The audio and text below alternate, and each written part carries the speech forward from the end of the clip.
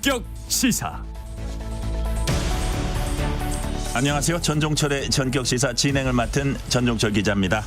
니키 헤일리 전 유엔 대사가 미 공화당 대선 후보에서 사퇴하면서 민주당 바이든 대통령과 공화당 트럼프 전 대통령의 미국 대선 재대결 리턴 매치가 확정됐습니다. 민주당 총선 경선에서 노영민 전 청와대 비서실장, 윤영찬 의원, 박광원 전 원내대표 등 친문, 비명계 인사들이 대거 탈락했습니다. 친문 좌장 홍영표 의원은 민주당을 탈당했습니다. 서울 강남과 대구, 부산 등 국민의힘 우세 지역에서 컷오프된 의원들이 재심을 요구하는 등 국민의힘에서도 공청 갈등이 커지고 있습니다. 오늘 방송에선 신범철 전 국방차관, 홍영표 의원과 함께 공천을 둘러싼 정치권 움직임 자세히 짚어봅니다. 3월 7일 목요일 전종철의 전격시사 출발합니다.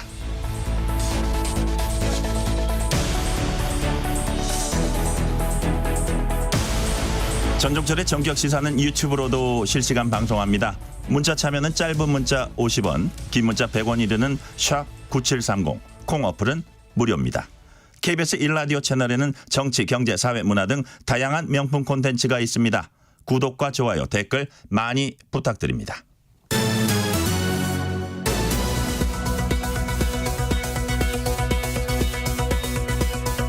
뉴스 브리핑 KBS 보도본부 우정화 기자 나와 있습니다. 어서 오세요. 안녕하세요. 간밤에 들어온 외신부터 전해드립니다. 트럼프 전 대통령과 함께 미국 공화당 대선 경선에서 경쟁을 벌이던 니키 헤일리 전 유엔 대사가 결국 후보직을 사퇴를 선언했어요. 네, 어제 이른바 이 슈퍼 화요일이 끝나고 이변 없이 이 트럼프 전 대통령이 압승한 결과를 받아들고는 결국 더는 못 버틴 것 같습니다. 헤일리 후보가 사퇴를 선언했습니다. 헤일리 후보는 사퇴 연설에서 그간 지지에는 감사하지만 이제는 경선을 중단해야 할 때라고 밝혔습니다. 그런데 좀 특이한 게 보통 이렇게 중도 하차를 하면 이 같이 경쟁했던 후보에 대해서 좀 지지한다 이런 의사를 밝히기 마련인데 이번에 헤일리 후보는 트럼프 전 대통령에 대한 지지 의사를 밝히진 않았습니다.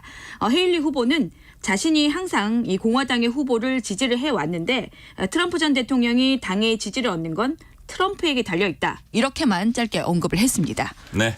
헤일리 후보 사퇴로 바이든 현 대통령과 트럼프 전 대통령 본선 맞대결 빠르게 확정이 됐네요. 네, 이 트럼프 전 대통령도 이변 없이 어제 이 슈퍼 화요일에 압승을 했고 바이든 대통령도 좀 역시 마찬가지였습니다. 오는 11월 이 대선을 앞두고 전 현직 대통령 간 세기의 대결이 좀 빠르게 확정이 된 겁니다. 두 사람은 일찌감치 사실 좀 본선을 바라보고 있었죠.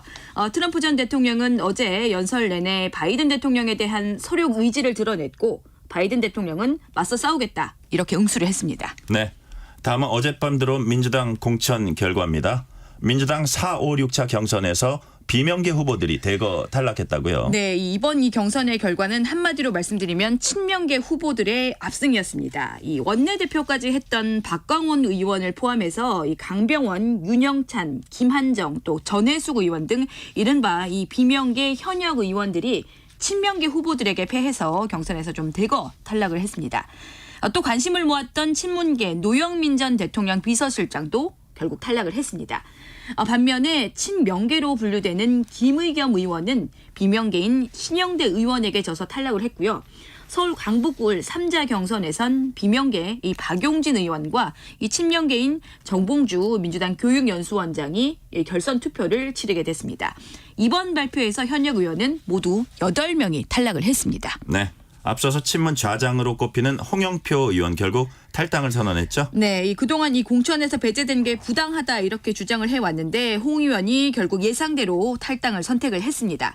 홍 의원은 민주당 공천이 정치적인 학살이라면서 가짜 민주당을 탈당해서 이 부당한 권력 사유화에 맞서겠다고 밝혔습니다. 그러면서 앞서서 탈당한 또 서른 의원, 또 새로운 미래의 김종민, 박영순 의원 등과 연대를 하겠다고 선언을 했습니다. 민주당이 이재명 민주당 대표의 부인 김혜경 씨를 보좌했던 권향엽 전 청와대 비서관을 공천한 것을 놓고 사천 논란이 벌어지고 있습니다. 그런데 급기야 여야 쌍방 고발전으로 비화가 됐어요. 네, 이 어제 민주당이 한동훈 국민의힘 비상대책위원장과 이걸 최초로 보도한 기자를 경찰에 고발을 했습니다. 권 전 비서관이 권양엽 전 비서관이 김혜경 씨를 수행을 한 적도 없는데 이게 이 명예훼손과 허위사실 유포라는 겁니다. 국민의힘이 즉각 맞대응을 했습니다. 권 전 비서관과 이재명 민주당 대표 등을 허위사실 유포와 무고 혐의로 고발을 하기로 했습니다. 전주의 법률자문위 위원장은 권 전 비서관이 김혜경 씨를 수행을 하면서 SNS에 올린 사진이 언론에 공개까지 됐다면서 지금 거짓 해명이 벌어지고 있다. 이렇게 주장을 했습니다. 네. 국민의힘에서도 공천 갈등이 불거지고 있습니다. 컷오프된 지역 현역 의원들 이의 제기가 이어지고 있죠. 네, 이 친박 유영하 변호사가 이 단수 공천이 되면서 좀 잡음이 일고 있는데요. 컷오프된 홍석준 의원이 시스템 공천의 대원칙이 깨졌다면서 이의 신청을 하겠다고 밝히고 있습니다. 경선에서 배제된 안병길 의원도 재심을 요구를 했고요. 3선의 이채익 의원은 국민 추천제 지정에 반발해서 무소속 출마를 시사하고 있습니다. 고동진 전 삼성전자 사장의 전략공천으로 서울 강남병에서 컷오프된 유경준 의원은 소명을 요구를 하고 있습니다. 지금까지 국민의힘 경선에서 탈락하거나 컷오프된 현역 의원은 모두 17명입니다. 네. 저희 프로그램에 출연도 했던 분입니다. 전공의들의 사직을 교사했다는 혐의로 고발된 주수호 의사협회 비대위 언론홍보위원장이 어제 경찰 조사 받았죠? 네, 어제 오전에 조사를 받기 시작했는데요. 늦은 저녁에 끝이 났습니다. 한 시간은 10시간 정도 됐습니다. 정부가 고발한 의협의 이 전현직 집행부 5명 중에서 주수호 위원장이 첫 소환이었습니다. 주 위원장은 조사를 마친 뒤에 기자들과 만나서 경찰의 혐의 사실을 인정하지 않았다라고 밝혔습니다. 모레는 노환규 전 의협 회장에 대한 조사가 예정이 돼 있고 오는 12일에는 김태구 현 의협의 비상대책위원장이 이 조사를 받습니다. 이외에도 경찰은 지난 3일에 이 여의도에서 있었던 집회에 의사들이 제약회사 직원들을 동원했다는 의혹에 대해서 사실 여부를 지금 좀 확인을 하고 있습니다. 그래서 경찰은 불법 행위가 있었다면 처벌을 한다는 방침인데요. 의협은 이 의혹을 제기한 이 인터넷 게시글이 이 허위라면서 글을 올린 사람을 명예훼손 혐의로 이 고발을 하는 등의 이제 맞대응을 하고 있는 상황입니다. 네. 아울러서 정부가 병원을 떠난 전공의에 대한 행정처분 절차에 속도를 내고 있는데요. 교수들이 반발하고 있어요? 네, 이 정부가 일단 이번 주 안에 이 처분 대상인 7,800여 명의 전공의들에게 대부분 통지서를 전달을 할 것으로 이 예상을 하고 있습니다. 전공의 단체 대표 등에 대해서도 고발까지 검토를 하고 있는데요. 이런 상황이다 보니까 의대 교수들이 반발을 하고 있습니다. 울산의대는 교수의 70% 이상이 겸직 해제를 통해서 이 병원 진료를 하지를 않거나 이 사직서를 내는데 찬성을 했습니다. 건국대 의대, 경상국립대 의대 등에서도 지금 반발이 함께 나오고 있습니다. 의대 교수들이 이렇게 반발하니까 대형 병원들은 자체 대책을 내놨습니다. 어떤 대책입니까? 네, 사실 좀 지금 어쩔 도리가 사실 좀 없어 보입니다. 이 대형 병원들이 본격적으로 축소 운영에 들어갔습니다. 삼성 서울병원은 이번 달부터 신규 외래 진료를 받지를 않고 또 일부 대형 병원에선 직원 무급 휴가까지도 검토를 하고 있습니다. 이런 상황이다 보니까 정부가 사태 장기화에 대비해서 1,200억 원대 예비비를 투입을 해서 결정하고 이 대응을 하기로 했습니다. 네, 이런 상황을 놓고 윤석열 대통령이 처음으로 의사들의 집단 행동을 불법 행위로 규정을 했다고요. 네, 이 윤석열 대통령이 어제 국무회의에서 국민의 생명권을 침해하는 불법적인 집단 행동은 절대 허용될 수 없다고 밝혔습니다. 의사 수가 충분하다는 의사들의 주장을 이 통계로 좀 반박을 하기도 하면서 엄정 대응의 의지를 재차 좀 밝히기도 했습니다. 그의 입에 세계 시선이 쏠려 있는 사람, 미 연방준비제도 파월 의장이 기준금리 인하 시기에 대해서 언급을 했어요. 네, 말씀하신 대로 이 전 세계의 관심사다. 특히 저처럼 저를 포함한 대출을 가득 받은 이 많은 대출앤들의 이 최대 관심사일 텐데요. 이 간밤에 이 파월 의장이 미 하원 청문회에 출석해서 경제가 예상 경로로 움직인다면 올해 어느 시점에 긴축 통화 정책을 되돌리기 시작하는 게 적절한다. 이렇게 발언을 했습니다. 그러니까 올해 안에는 금리를 인하를 하겠다는 걸 밝힌 겁니다. 사실 최근 시장에선 이러다가 올해 안에 금리 인하 안 하는 게 아니냐 이런 좀 경계감이 있었는데 이거는 이번에 좀 해소가 된 거죠. 그렇다면 대체 진짜 좀 언제 하냐 좀 속 시원히 말해주면 좋을 텐데 이 파월 의장은 금리 인하를 하기 전에 물가가 잡혔다는 더 큰 확신이 좀 필요하다면서 금리를 내려도 조심스럽고 또 신중하게 할 것이다. 이렇게 밝혔습니다. 우정화 기자는 쌍끌이니까 대출 갚는데 그래도 수월할 겁니다. 그래도 힘이 들고 있습니다. 그래요. 다음 질문 갑니다. 파월 의장이 이렇게 신중한 이유 뭔가요? 네, 아무래도 금리를 이렇게 올려도 미국 경제가 좀 여전히 튼튼하다는 거, 견조하다는 게 주된 원인인 것 같습니다. 특히 고용 지표 같은 게 최근에 좀 흐름이 계속 좋은 상황이거든요. 이 파월 의장은 미국 경제가 견조한 속도의 성장세를 계속 좀 이어갈 것으로 예상을 한다면서 미국 경제가 가까운 미래에 이 침체에 빠질 증거나 이유가 없다. 이렇게 좀 답을 하기도 했습니다. 네. 소비자 물가 상승률이 한 달 만에 다시 3%대로 올라섰습니다. 어떤 게 많이 올랐습니까? 네, 특히 좀 과일값이 많이 올랐습니다. 저도 최근에 장을 볼 때마다 정말 좀 실감을 하는데요. 사과 하나에 전 5,000원짜리도 받기 때문에 이제는 좀 덤덤한 수준입니다. 지난달 사과와 배 가격은 1년 전보다 60% 이상 오른 것으로 나타났습니다. 그동안 흐름과 좀 비교해보면 이 사과와 배 가격은 상승세가 더 좀 커졌습니다. 지난해 생산량이 좀 적었던 데다가 설 명절에 공급을 확대한 이후에 물량이 더 줄었기 때문입니다. 또 수요가 몰린 귤 가격은 약 80%나 급등을 했습니다.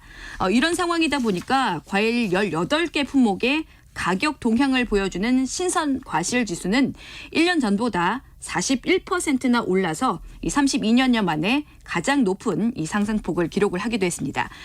그래서 지난달 소비자 물가 상승률은 좀 잡히는가 했더니 한 달 만에 다시 3%대로 올라섰습니다. 정부가 대책을 내놨죠? 네, 이 말씀드린 사과, 배, 귤 이런 것들뿐만 아니라 다른 과일들도 지금 좀 상황이 안 좋아서 이 정부가 좀 빠른 효과를 위해서 과일을 직접 수입을 하고 또 판매까지 해서 좀 대폭 할인된 가격에 과일을 직접 좀 유통하겠다고 밝혔습니다. 특히나 지금 또 물가 상승률을 잡는 게 좀 중요한 게 한국은행에 앞서서 금리 인하를 위해선 물가가 2%대로 나와야 한다고 했기 때문에 그래서 좀 경제의 큰 방향에서만 봐도 물가 관리가 좀 중요한 시점이 됐습니다. 마지막으로 하나 드릴게요. 앞으로 경부고속도로 버스 전용차로 구간이 평일엔 안성나들목까지 연장이 돼요? 네, 이 평일에는 앞으로는 양재나들목에서 안성나들목까지 56km로 연장이 됩니다. 지금은 이 오산나들목까지인데요. 더 길어지는 이유는 이 출퇴근 버스 이용 등이 좀 권역이 넓어지면서 이 전용차로 구간을 좀 더 늘려야 하는 것 아니냐 이런 의견들이 좀 많았습니다. 또 이 평창 동계 올림픽을 계기로 시행한 영동고속도로 버스 전용차로는 폐지를 하기로 했습니다. 이번에 변경된 버스 전용차로 구간은 이 안내 표지와 이 차선 재도색 등을 한 뒤에 이르면 5월부터 시행이 될 예정입니다. 경찰청은 위반하는 사례가 없도록 시행 전에 홍보를 좀 충분히 하겠다는 방침인데요. 버스 전용차로 위반 단속은 시행 후에 3개월간 계도 기간을 두기로 했습니다. 그렇군요. 오늘 여기까지 듣겠습니다. 우정화 기자 수고했습니다. 지금 시각 7시 33분입니다. 전격시사 날씨 정보입니다. 오늘 전국 곳곳에 비나 눈이 가끔 내리겠습니다. 예상 강수량은 5mm 미만으로 적겠지만 기온이 낮은 곳은 눈으로 내리면서 내륙 곳곳에 1cm 안팎이 오겠고요. 특히 강원 내륙과 산지, 경북 북동 산지와 울릉도 독도에는 최고 5cm가 예상됩니다. 이 비나 눈은 밤에 대부분 그치겠습니다. 오늘 어제보다 기온이 낮아서 낮에도 쌀쌀하겠습니다. 현재 기온은 서울 3.1도, 부산 5.3도 등으로 강원 영동과 남부지방을 중심으로 어제 아침보다 1도에서 6도가량 낮습니다. 낮 기온도 서울 8도, 대전과 광주, 대구 10도 등에 머물며 어제보다 2도에서 5도 정도 떨어지겠고요. 밤 사이에는 북쪽에서 찬 공기가 밀려 내려오면서 내일 아침에는 꽃샘추위가 찾아오겠습니다. 내일 아침에 서울 영하 1도, 대구 0도까지 내려갈 전망입니다. 현재 서울의 기온은 3.1도입니다. 날씨 정보 송소진입니다. 이어서 이 시각 교통 상황을 KBS 교통정보센터 임초희 씨가 전해드립니다. 네, 이 시각 교통정보입니다. 서울 시내 강변북로 구리 쪽 방화대교에서 동작대교 사이가 밀리고요. 지금 50분 정도 걸립니다. 올림픽대로 잠실 방향은 행주대교에서 월드컵대교, 또다시 여의하류에서 한강대교 사이 답답하고요. 반대 공항 방향은 잠실대교에서 동작대교까지 막힙니다. 동부간선도로 성수 쪽 도봉지하차도에서 성수 분기점까지 출근 정체 쭉 이어지고요. 내부순환도로 성수 방향은 마장에서 성동 분기점까지 정도까지 막혀서 15분 정도 필요합니다. 고속도로 출근길의 경우는 수도권 자주 막히는 길 중심으로 차량들이 많습니다. 제2경인고속도로 성남 쪽 남동에서 서창 또 안현에서 광명까지 각각 정체 심하고요. 광명터널 앞두고는 사고가 나서 갓길에서 처리하고 있습니다. 서해안고속도로 목포 쪽은 정체가 심한 곳은 비봉 일대입니다. KBS 교통정보센터에서 임초희였습니다.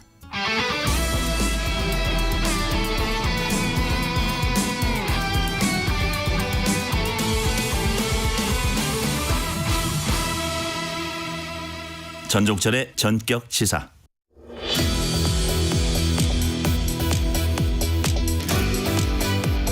국민의힘 한동훈 비상대책위원장이 전국을 도는 유세 지원에 나서고 있습니다. 처음 찾아간 곳이 바로 충남 천안이었습니다. 이 지역 국민의힘 후보 중 한 명이 외교안보 전문가로 윤석열 정부 초대 국방부 차관을 지낸 분입니다. 신범철 전 국방차관 전화 연결해서 총선 관련 얘기 나눠보겠습니다. 신 차관님 안녕하세요. 예, 안녕하세요. 신범철 전 차관님은 외교안보 전문가로 국방차관으로 일하면서 한미 관계, 한일 관계 회복에 기여했다는 이제 평가받고 있고요. 특히 북한의 핵 미사일 위협에 맞서는 워싱턴 선언과 관련해서 성과를 인정받으셨다 이렇게 들었습니다. 이와 관련한 평가 스스로 좀 해주세요. 제가 잘했다고 말하기는 부끄럽고요.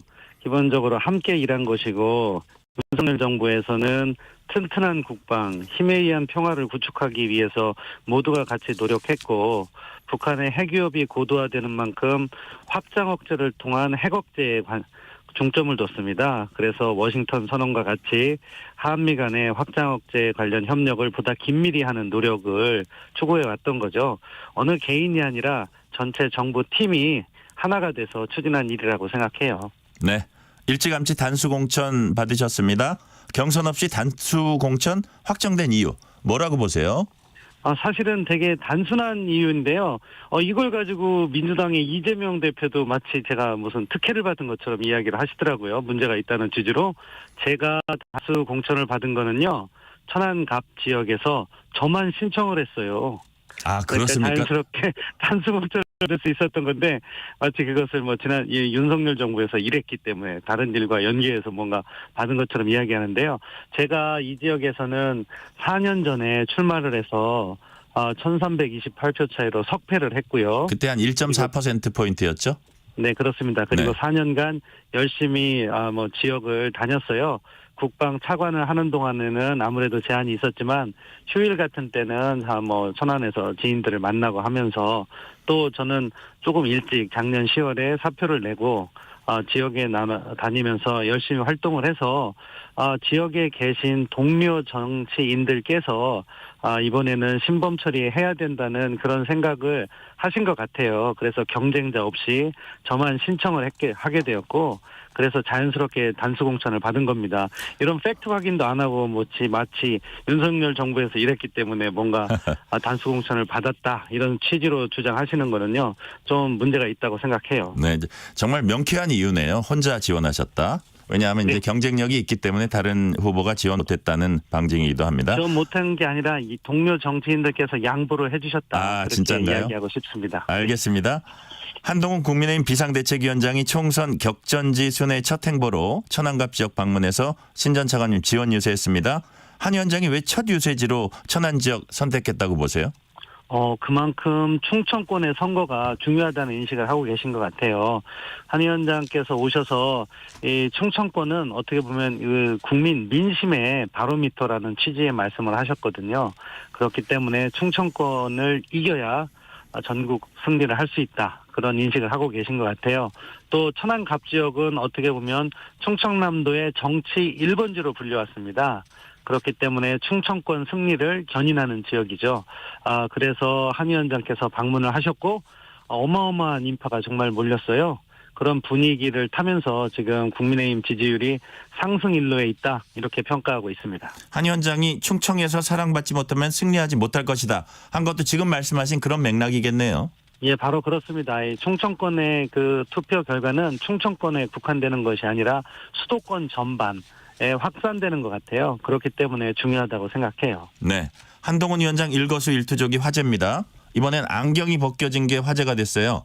그제 청주 육아맘 간담회에서 한 아이를 안고 간담회를 진행하던 중에 아기가 한 위원장 안경을 확 벗겼습니다. 덕분에 안경 안 쓴 맨 얼굴을 대중에 이제 공개하게 됐는데 뭐 어떤 패널은 아주 아기가 큰일 했다고 뭐 그런 얘기도 하는데 안경 벗겨진 한 위원장 씩 웃으면서 얘기 이어갔는데 여기에 대해서 또 육아 많이 해본 티가 난다는 등 인터넷 반응들이 많이 올라왔습니다. 자, 차관님, 최근 천안에서 한동훈 위원장 지켜보셨을 텐데 한 위원장의 스킨십이랄까요? 대중을 대한 태도 어땠는지 좀 평가를 해 주세요.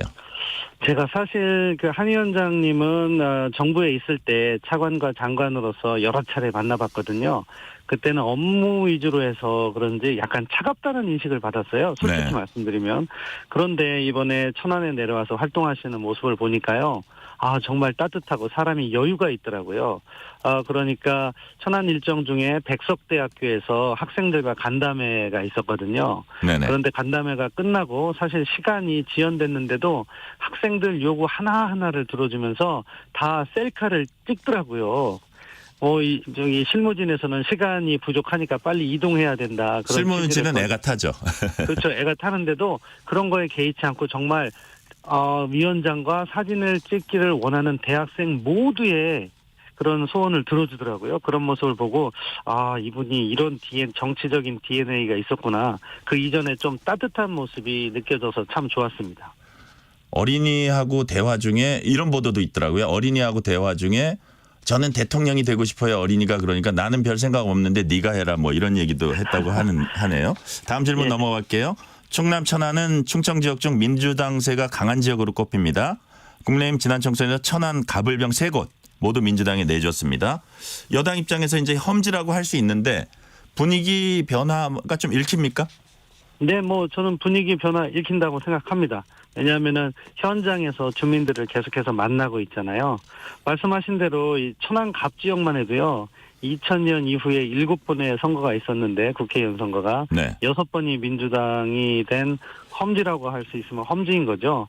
그렇지만 또 제가 자란 고향이기 때문에 여기에서 정치하는 즐거움이 있고 그런데 최근 들어서 많은 분들께서 지지를 해주시고 또 한동훈 비대위원장 방문 당시에 모였던 인파를 보면은요. 네. 역대 최다라고 하더라고요. 정치 오래 하신 선배님께 여쭤봤는데 정말로 그런 분위기가 요즘 감지되고 있습니다. 네.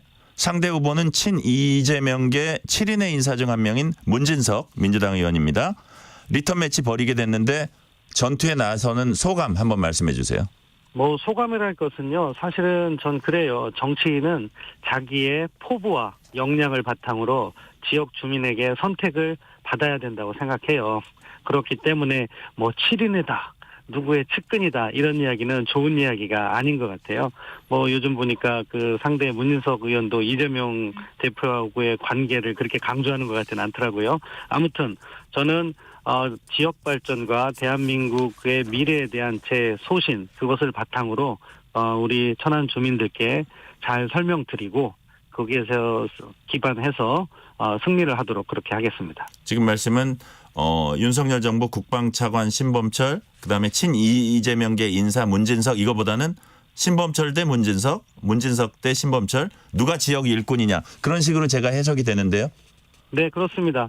저는 윤석열 정부의 초대 국방 차관으로서의 자부심이 있어요. 네. 그렇지만 내가 뭘 했다는 것보다는 이 지역을 내가 얼마나 더 잘 알고 얼마나 더 사랑하고 이 지역을 위해서 내가 어떠한 새로운 아이디어를 통해서 지역 발전을 시킬 것이냐. 그리고 나아가서 국회의원 선거는요. 사실은 지역 발전도 중요하지만 지금 신뢰가 바닥에 떨어진 정치권, 그리고 국정 운영이나 국회 운영과 관련해서 싸우는 정치가 아니라 일하는 정치, 보다 생산성 있는 정치를 하겠다. 네. 이런 비전을 제시하고 평가를 받아야죠. 관련되는 질문 드릴게요. 두 후보 모두 GTX-C 천안 조기 착공과 같은 개발 공약 앞다퉈 내놓고 있습니다. 신전 차관님의 차별화 전략은 무엇입니까?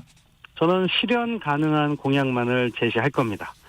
저는 GTX-C와 연계해서 천안 역사도 신축하고 또 외곽 순환도로와 국방 AI 센터 같은 것을 제시했어요. 그런데 지금 민주당에서는요, 전국에 역사를 다 지화한다는 취지 같은데 천안 역사도 지화하겠다는 이야기를 하고 있어요. 네. 이거 돈도 뭐 1조 이상 엄청나게 많은 돈이 들어갈 거고 시간도 엄청나게 많이 걸릴 거예요.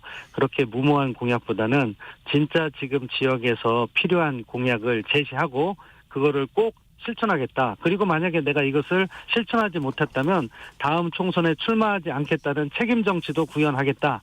그런 측면에서 저는 천안 시민의 마음을 얻을 수 있다.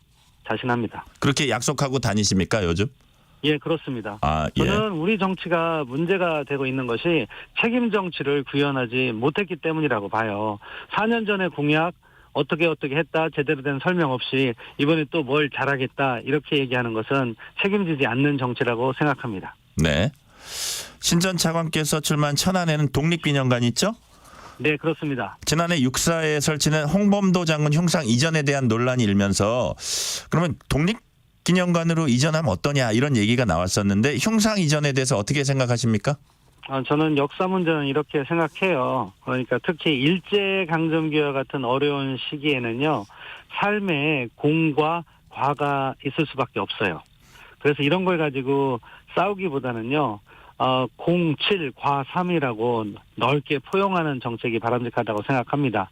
같은 맥락에서 이 문제를 육사에서 육사 교육 프로그램과 맞게 결정해야 되고 그런 육사의 판단을 존중해야지 바깥에서 이래라 저래라 관여하는 것은 바람직하지 않다고 생각해요. 네. 국민의힘 공천 과정에서도 컷오프된 지역구 현역 의원들의 반발이 커지고 있습니다.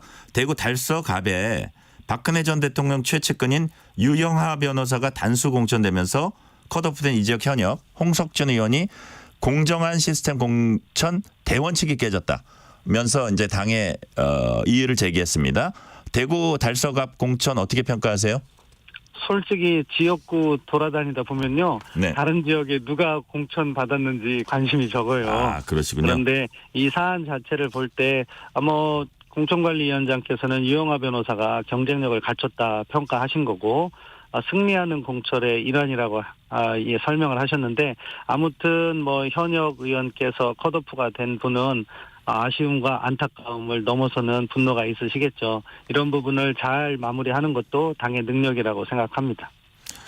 그런데 여기에 대해서 이준석 개혁신당 대표는 국민의힘은 유영하 변호사 공천을 통해서 탄핵의 강을 거슬러 넘어가고 있다 이렇게 지적했습니다. 이건 어떻게 보세요?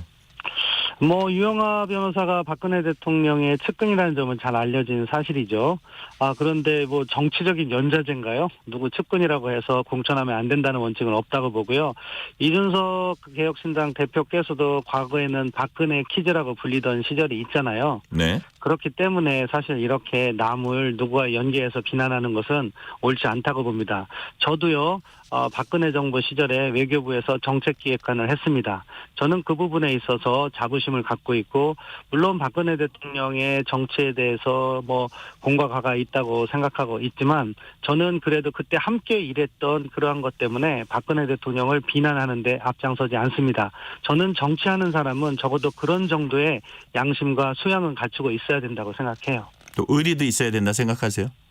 그 부분을 의리라고 표현하면 의리겠지만 굳이 의리가 아니라 자기가 일을 함에 있어서 과거에 걸어왔던 경력, 그 정에서 함께 일했던 그런 경험, 그걸 갖다가 싸그리 무시하고 현재의 상황에 맞춰서 과거를 비난하는 것은 옳지 않다고 생각합니다. 네. 민주당이 어젯밤 경선 결과를 발표했는데 친문 비명 인사들이 대거 탈락하고 그 자리를 친명 인사들이 채웠습니다. 노영민, 윤영찬, 강병원, 김한정, 전해숙, 박광원 전 원내대표까지 줄줄이 패했습니다. 이런 현상 어떻게 보세요? 요즘 비명 횡사라는 말이 유행이라고 하던데요. 또 재현되는 게 아닐까 싶고요. 저는 민주당이요. 민주당스러웠으면 좋겠어요.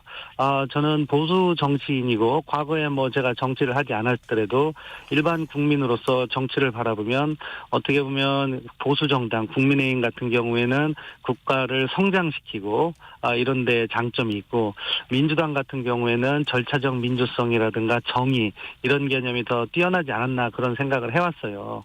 그런데 오늘날의 민주당을 보면 민주당스러움을 잃어가고 있지 않나 하는 걱정을 합니다. 물론 제가 다른 당을 걱정해줄 이유가 없고 이것이 비판으로 들릴 거라고 생각하지만 아무튼 그런 부분에서 민주당스러움을 잃어가는 모습은 민주당을 지지하시는 분들 사이에서도 이야기가 많이 나오는 것 같은데 안타까운 우리 정치의 한 단면이다. 그리고 우리 국민의힘도 뭐 완벽할 수는 없지만 그런 것을 반면 교사로 삼아서 더 잘할 수 있는 정당, 더 민주적인 정당이 되어야 한다고 생각해요. 네, 아울러서 친문 좌장 홍영표 의원이 탈당 선언했습니다. 홍 의원은 민주당의 소중한 가치가 무너지고 있다. 끝없는 추락이 이번 공천에서 정점을 찍었다라고 규정을 했습니다. 동의하십니까?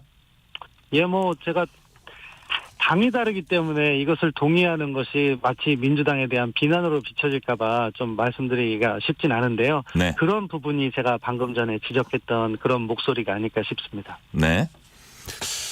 이재명 민주당 대표 부인 김혜경 씨를 보좌했던 권향엽 전 청와대 비서관을 둘러싼 사천 논란이 여야 간 고발전으로 번졌습니다. 민주당은 한동훈 국민의힘 비상대책위원장과 이 사안을 처음 보도한 기자를 명예훼손 혐의로 고발을 했고요. 여기에 맞대응해서 국민의힘은 이재명 대표 등을 무고등의 혐의로 맞고발하기로 했습니다. 이 문제는 어떻게 보십니까? 이 문제도 마찬가지인 거죠. 어떻게 보면은 이게 제대로 된 공천이냐 하는 부분에 있어서 의혹이 제기된 거고요. 그 부분을 지적했다고 그것을 소송으로 이렇게 대응하는 그런 자세도 문제가 있다고 생각해요. 정치는요, 어떻게 보면 그런 하위에서의 법률적인 문제까지도 포용하고 대화, 타협, 그리고 명분으로서 국민을 설득해 나가는 그런 과정이 필요한데 지금 어떻게 보면 앞순환인 거죠. 공천은 공천대로 잘못 이루어지고 그것에 대한 비판이 있으니까 그것을 소송으로 하려는 그런 접근 자체가 바람직하지 않다고 보고요. 사실은 다른 당 이야기를 하는 거는 저는 그렇게 희망하지 않아요. 왜냐하면 그 당은 그 당의 문제를 풀어가고 우리 국민의힘은 어떻게 하면 더 좋은 정당, 더 좋은 정책을 국민께 제시할까를 집중적으로 논의해야 되는데 아직까지 우리 정치가 그만큼 성숙하지 못한 게 좀 아쉽습니다. 다른 당 질문이 한 2개 남아 있어서 좀 그렇긴 한데 여하튼 국민의힘과 같이 관련되는 문제니까 한 2개 더 여쭤볼게요. 네네. 이재명 대표는 민주당을 탈당한 김영주 국회 부의장이 국민의힘 공천 받은 걸 두고 민주당이 시스템에 의해 걸러낸 채용 비리 의혹이 있는 후보를 국민의힘이 영입해서 공천하는 게 제대로 된 공천이냐 이렇게 맹비난을 했습니다.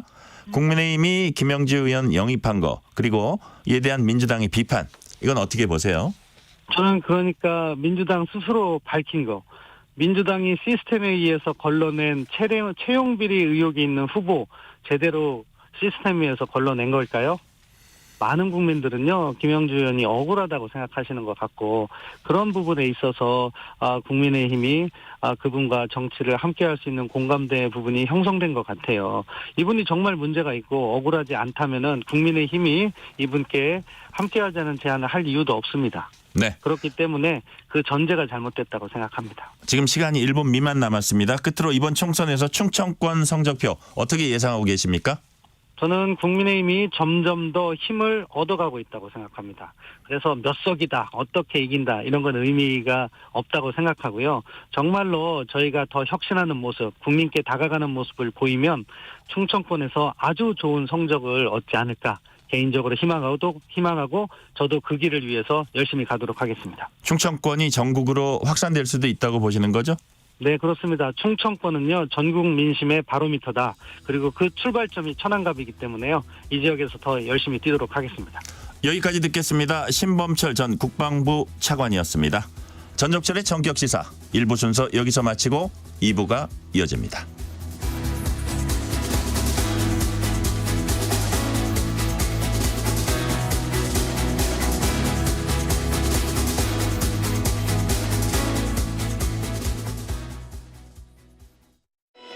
안녕하세요. 배우 신혜라입니다. 우리 아이들을 위한 늘 봄처럼 따뜻한 학교, 늘봄학교를 아시나요? 그동안 아이가 돌봄 교실에 탈락하면 어쩌나 걱정 많으셨죠? 올해 초등학교 1학년부터 희망하는 학생 모두 매일 2시간 맞춤형 프로그램을 무료로 이용할 수 있다고 하네요. 늘봄학교는 학교 수업이 끝난 오후 시간에도 함께 운동하고 예술을 즐길 수 있도록 다채로운 프로그램을 운영합니다. 누구나 누리고 모두가 만족하는 늘봄 학교에서 아이들의 꿈을 키워주세요. 늘봄 학교 캠페인은 교육부와 함께합니다. 안녕하세요. 보건복지부 장관 조경입니다. 구급차가 응급실을 찾지 못해 애를 먹고 환자들은 서울 큰 병원 가느라 새벽 기차를 타고 의사들은 잦은 당직으로 아이 얼굴 보기도 어렵습니다. 이제는 바뀌어야 합니다. 정부는 내년부터 의대 정원을 2,000명 늘립니다. 의사만 늘리지 않습니다. 실력 있는 의사들이 소신껏 진료하고 언제 어디서나 필요한 진료를 받을 수 있도록 대한민국 의료를 바꾸겠습니다. 국민과 함께하는 담대한 의료개혁에 의료계도 동참해 주십시오. 정부는 최선을 다하겠습니다. 감사합니다. 알고 계시나요? 겨울철에 심해지는 미세먼지 피해를 줄이기 위해 계절관리제 차량 운행 제한 제도가 시행됩니다. 매년 12월부터 이듬해 3월까지 수도권과 부산, 대구, 광주, 대전, 울산, 세종에 진입하여 운행하는 배출가스 5등급 차량의 운행이 제한되며 저공해 조치 차량은 자유롭게 운행할 수 있습니다. 저공해 조치 신청은 자동차 배출가스 전산 시스템 또는 지자체 환경부서에서 가능합니다. 미세먼지 없는 깨끗한 하늘 만들기.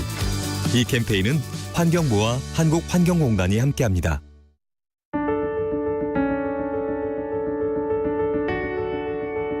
KBS 라디오 기후위기 대응 캠페인 지구를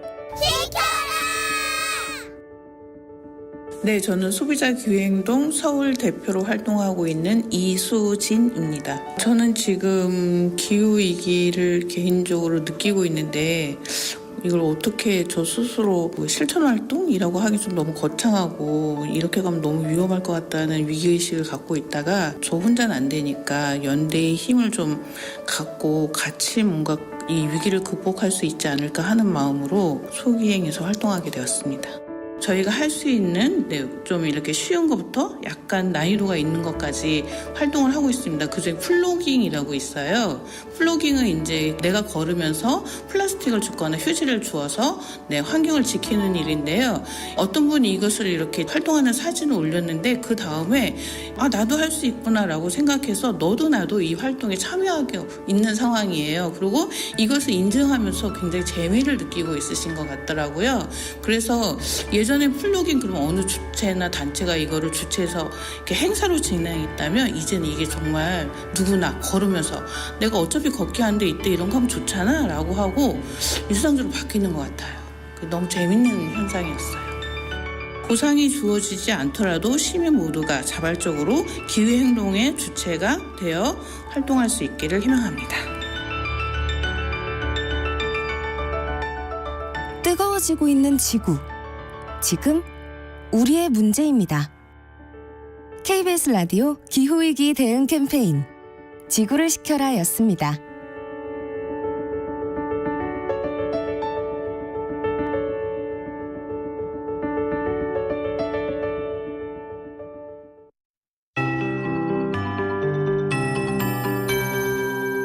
KBS 58분 날씨. 오늘은 전국에 가끔 비나 눈이 오겠고 내일과 모레 사이에는 꽃샘추위가 찾아올 전망입니다. 현재 경기 내륙과 강원도, 경상도 일부 지역에 약한 비나 눈이 내리고 있고 그 밖의 지역에도 빗방울이 떨어지거나 눈이 날리고 있습니다. 예상 강수량은 대부분 5mm 미만으로 적겠지만 기온이 낮은 곳은 눈으로 내리겠는데요. 미세한 기온 차이에 의해 같은 지역 내에서도 눈이 쌓일 수 있겠습니다. 강원 내륙과 산지, 울릉도 독도에는 최고 5cm, 충북과 경북 북부 내륙에는 1에서 3cm, 경기 내륙과 경북 남서 내륙에는 1cm 안팎의 눈이 예상됩니다. 이 비나 눈은 밤에 대부분 그치겠습니다. 오늘 어제보다 기온이 낮아서 낮에도 쌀쌀하겠습니다. 현재 기온은 서울이 3.2도, 부산 5.4도 등으로 강원 영동과 남부지방을 중심으로 어제 아침보다 1도에서 6도 정도 낮습니다. 낮 기온도 서울 8도, 대전과 광주, 대구 10도 등에 머물며 어제보다 2도에서 5도가량 떨어지겠고요. 밤 사이에는 북쪽에서 찬 공기가 밀려 내려오면서 내일 아침에는 서울이 영하 1도, 대구 0도까지 내려갈 전망입니다. 전망입니다. 현재 서울의 기온은 3.2도입니다. 송소진입니다.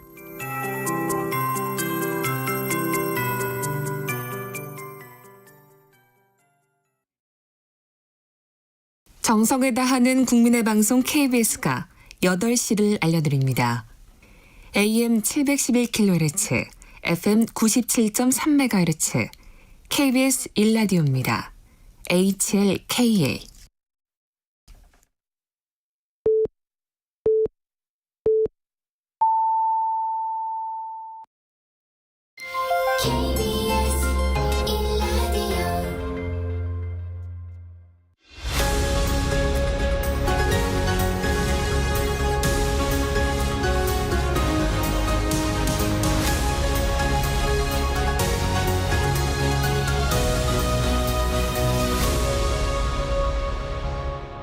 전종철의 전격 시사.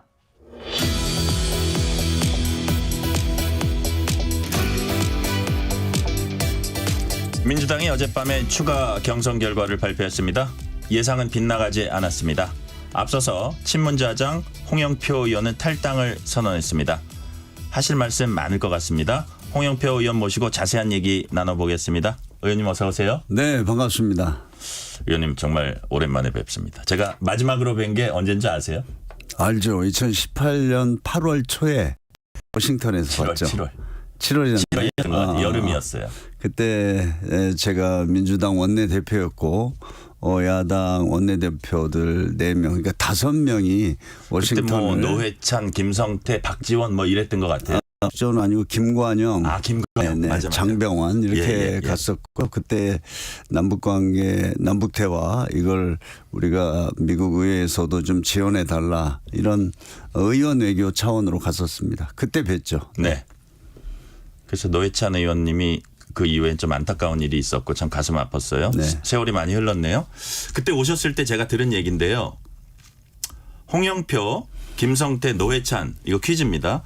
세 분이 공통점이 있습니다. 그래요? 네.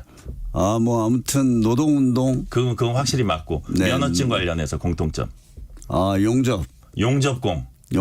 네, 전기 그때 용접공. 서로 뭐 먼저 땄다고 막 서로 그렇죠. 싸우시더라고요. 네, 그 워싱턴 떠나기 전날 우리 같이 모임에서 80년대 이야기를 많이 했죠. 맞습니다. 네. 그때 용접공 면허가 있다는 게 세 분의 공통점이었습니다. 제가 홍영표 의원님 거치 심경 묻기 전에 우선 어젯밤에 나왔던 경선 결과부터 짚어보겠습니다. 네. 친문 비명 의원들 대거 탈락하고 그 자리를 친명 인사들이 채웠습니다.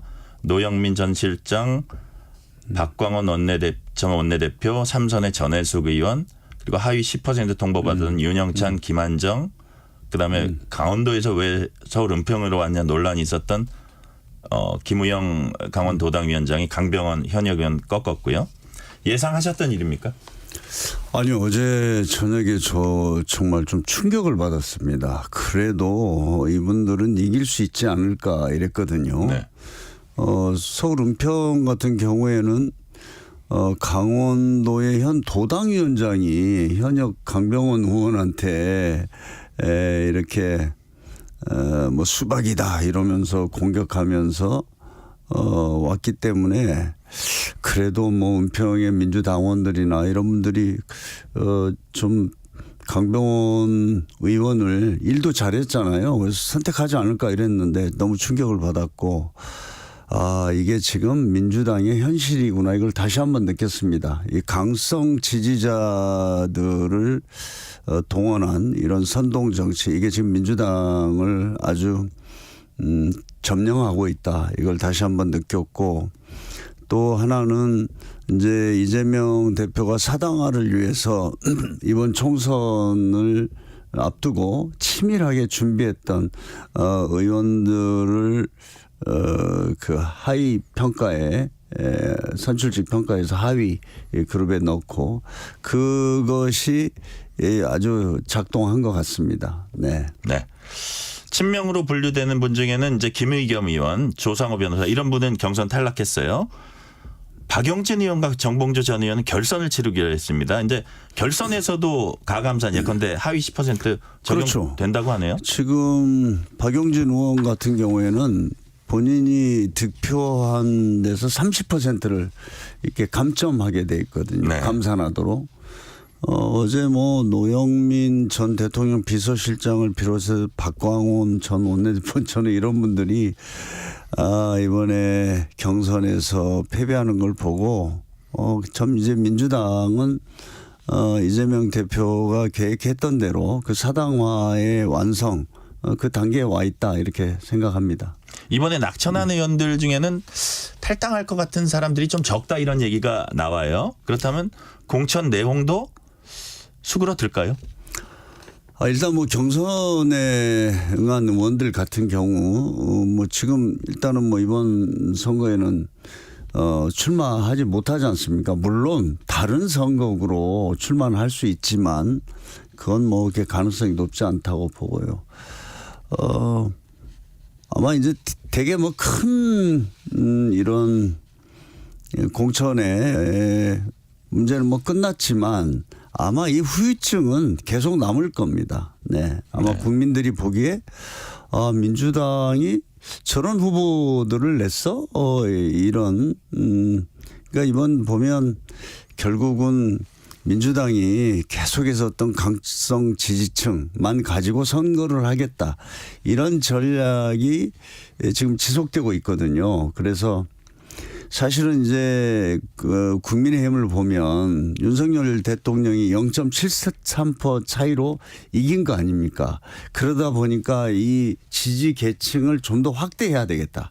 중도 확장 정책 이런 것들을 위해서 많이 노력하고 있는데 우리는 다 필요 없다. 그냥 강성 지지층 소위 개딸이라니 팬덤 정치 이거만 가지고 이번 총선에 임하겠다 그러면서 민주당이 계속 저는 이렇게 좁아지고 작아지고 있다고 생각합니다. 네.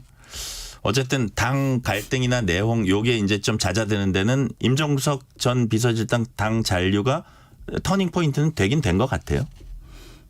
뭐 아무래도 뭐 영향이 있겠지만 그러나 그 또 어제의 경선 결과 또 앞으로 지금 당에서 선거에 필요한 어떤 중도 확장 정책 이런 것들은 뭐 이재명 대표는 전혀 염두에 두는 것 같지 않습니다. 네. 네. 지금부터는 홍영표 의원님 얘기 집중적으로 해보겠습니다. 네. 일단 지금부터 무소속이라고 불러야 됩니까? 네, 무소속입니다. 그렇죠? 네. 민주당에 몇 년 계셨습니까? 저는 사실 정치를 시작한 것은 2002년 대선이죠. 그때 네. 개혁 신당 유시민 교수입니까? 같이 해서 거기서 제가 시작을 해서 이제 나중에 옮겨왔기 때문에 뭐 사실상 거의 뭐 20년이라 이렇게 생각하시면 됩니다. 그러시죠. 네. 제 기억이 맞다면 이제 그 여의도 입성하시기 전에 한명숙 총리 그 총리실에 거기서 좀 공직을 잠깐 하시면서 이렇게 들어오신 것 같아요. 그 이해찬 대표 총리 비서로 이해찬 공직에 총리였군요. 좀 있다가 네네. 네. 공직 생활을 한 3년을 했었죠. 그게 약간 징검다리가 된 것 같아요. 네. 그다음에 제가 한미 FTA 체결 지원 단장을 노무현 대통령님 밑에서 했고 그다음에 재정경제부에서 일하다가 출마를 했었죠. 그러시죠. 네. 20년 넘게 몸담았던 민주당 탈당하는 게 쉽지 않으셨을 겁니다. 어제 기자회견에서 이런 말씀하셨어요. 가짜 민주당을 떠난다. 가짜 민주당 무슨 뜻인가요? 우리가 아는 그리고 제가 이렇게 민주당의 어떤 정체성 또 가치와 노선을 생각하면 사실 김대중 노무현을 잇는 이 70년의 역사와 전통이 있습니다.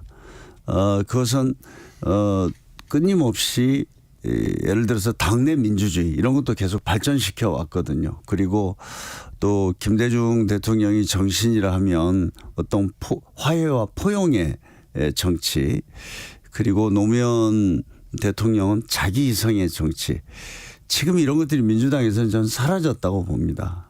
그리고 소수의 어떤 팬덤 그 강성 당원들을 중심으로 한 이재명 대표의 어떤 증오와 적대 이런 것들을 불러일으키는 이런 어떤 선동의 정치만 남아 있어서 저는 이게 민주당이 진짜 민주당의 모습을 잃었다 이렇게 생각합니다. 탈당까지 이제 고민 많이 하셨을 텐데 탈당하고 난 지금 심경은 어떠세요? 사실 착잡합니다. 그렇지만 또 한편으로는 뭐 시원섭섭한 것도 있고요. 네. 당 공관위가 의원님을 인천 부평을 해서 이제 전략 지역 정하면서 의원님을 공천 배제했습니다. 왜 공천 배제됐다고 생각하세요? 저희가 이제 공천을 하게 되면 맨 먼저 우리 당의 당원 당규에 의한 어떤 공천 배제 기준이 있습니다. 첫 번째가 어떤 도덕적인 문제, 부정부패에 관련돼 있다든가 뭐 이런 경우에 일단 아예 그 검증을 통과하지 못하고요. 사전 네. 단계죠. 그다음에 이제 그 의원들의 어떤 당내의 그 기준에 따른 어떤 그 공천의 적합성 여부를 결정하지 않습니까? 예. 그게 끝나면 그 다음은 경쟁력입니다. 선거라는 게 이겨야 되죠. 이겨야 되기 때문에 한 석이라도 중요한 거 아닙니까? 또 한 석이 잘못됐을 때 주변 지역구에 어떤 영향을 미치는가 이런 걸 고려해서 종합적으로 해서 하는 것이 경쟁력 조사입니다. 그러면 제가 도덕성이나 뭐 부정부패 문제가 없고 그 다음에 또 뭐 공천의 어떤 적합성에 문제가 없다면 저는 어떤 경합성 측면에서 경쟁력 측면에서 당연히 당에서 검토를 하고 그걸 기준으로 했어야 되는데 지금 뭐 그런 과정들이 전혀 없이 그냥 홍영표는 이 민주당에서 있어서는 안 되니까 내보내야 되겠다 이런 어떤 계획이 있었던 것 같습니다. 그게 아니면은 설명이 안 돼요. 설명이 안 되지 않습니까? 그래서 나중에 왜 언론에서도 그럼 홍영표는 무엇 때문에 공천 배제가 됐느냐, 경쟁력이 없었느냐 답변을 못 하지 않습니까? 네. 네. 지난해 이재명 대표 체포 동의안 가결 과정과 연관이 있을까요? 그때 막 명단도 막 흘러다니고 이랬었잖아요. 그 문제와 연관이 있다 이렇게 지금 그 이재명 대표 측근들이 이야기하고 있지 않습니까? 네네. 근데 저는 그 문제는 정말 이게 오늘 민주당의 어떤 내로남불 아니면 말 바꾸기 이런 것의 대표적인 사례인데 작년 6월 임시국회에서 이재명 당시 대표가 우리는 불체포 특권을 포기하겠다. 네. 이렇게 온 국민 앞에서 국회 대국민 연설에서 선언을 했어요. 그래 놓고는 갑자기 또 체포 동의안이 날라오니까 의원들한테 편지를 보내서 부결시켜 달라. 그건 저는 뭐 그 당시에 일단 그 자체가 이해가 되지 않지 않습니까? 더군다나 법원에 가서 기각이 됐어요. 많은 사람들이 그랬습니다. 이재명 대표가 나는 아무런 돈 한 푼도 받은 게 없고 죄가 없다. 그럼 법원에 가서 법원에서 그런 그 체포 동의 소명을 하면 되지 않느냐. 그 문제를 정리를 해야 우리 당도 이렇게 국민들로부터 좀 더 넓은 지지를 받을 수 있는 이렇게 이야기를 했는데 그런 말들을 했다는 것 자체에 대해서 이렇게 저는 보복을 하는 거다 이렇게 생각합니다. 네. 경선이라도 했으면은 승복하시려고 그랬던 거잖아요. 그렇죠. 지금 오늘 이제 어제 민주당에서 소위 뭐 친문 비명 반대 세력들이 거의 대부분 다 주요한 부분들이 떨어졌어요. 뭐 청주에서 노영민 전 대통령 비서실장, 박광원 전 원내대표, 뭐 강병원 의원 뭐 이렇게 떨어졌는데 저도 굉장히 어렵지 않습니까? 저는 이제 30% 감점에다가 또 상대는 한 10% 가산점이 있어요. 그러면 거의 한 40% 정도의 제가 불이익을 감소라도 제가 민주당 당원이기 때문에 저는 거기에 응해서 하겠다. 이렇게 제가 이야기를 하고 마지막까지 경선만 시켜주면 저는 당을 나가지 않겠다. 승복하겠다. 네, 승복하고 거기에 따르겠다 했는데 그런 기회마저도 저는 주지 않고 제가 이 당에 남아서는 이재명 대표가 사당화하는데 걸림돌이 되고 또 잠재적으로는 어떤 경쟁자다 이렇게 생각하겠다고 봅니다. 네. 임종석 전 청와대 비서실장 당 잔류했는데요. 혹시 어제 기자회견 전이나 최종 결심하시기 전에 임 전 실장하고 뭐 논의하거나 이게 의논하거나 이런 거 있으세요? 당연히 있었죠. 네. 뭐 저는 임종석 실장도 공천에 배제되면서 좀 함께 할 수 있는 길을 모색해 보려고 했습니다. 그러나 저는 뭐 임종석 실장이 최종적으로 좀 고심하다가 당에 남기로 했고 그 부분에 대해서는 저는 뭐 존경합니다. 뭐 제가 더 이상 거기에 말을 덧붙일 생각은 없습니다. 다들 이제 본인의 그 결정은 존중하는 그렇죠. 거죠. 네. 홍익표 원내대표는 홍영표 의원님 이름이 비슷하네요. 네. 컷오프가 부적절하다 이렇게 반대를 했습니다. 어떻게 인척은 아니시죠?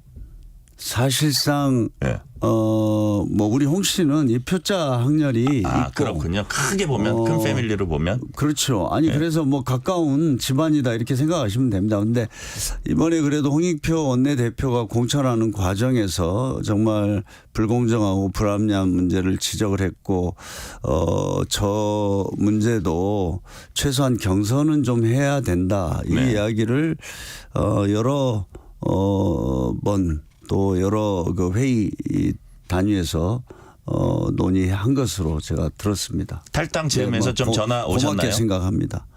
네, 만류. 뭐 우리 네. 홍익표 원내대표는 거의 좀 울먹이면서 좀 탈당은 안 했으면 좋겠다 하는 그런 이야기까지 했습니다만은 뭐 홍익표 원내대표의 정말 그 마음을 제가 좀 정말 받아들이지 못한 것이 좀 미안하게 생각합니다. 네. 형님 탈당하지 마세요. 이렇게 얘기했겠네요. 그죠? 그러니까 좀 당을 남아서 당을 지켜달라 그런 얘기를 너무나 간곡하게 했는데 참 저도 제가 얼마나 고민이 많이 됐겠습니까? 저는 뭐 민주당 탈당한다는 것을 한 번도 생각해보지 않고 또 정치인이 이렇게 당을 떠난다는 거는 정말 힘든 일 아닙니까? 네. 거북한 질문 하나 하고 그다음 질문 네. 좀 넘어갈게요. 민주당 미스터 쓴소리 중 한 명이었던 금태섭 개혁신당 최고위원이 조국 사태 비판하다가 이제 배신자 낙인 찍혔고 결국 당을 나왔습니다.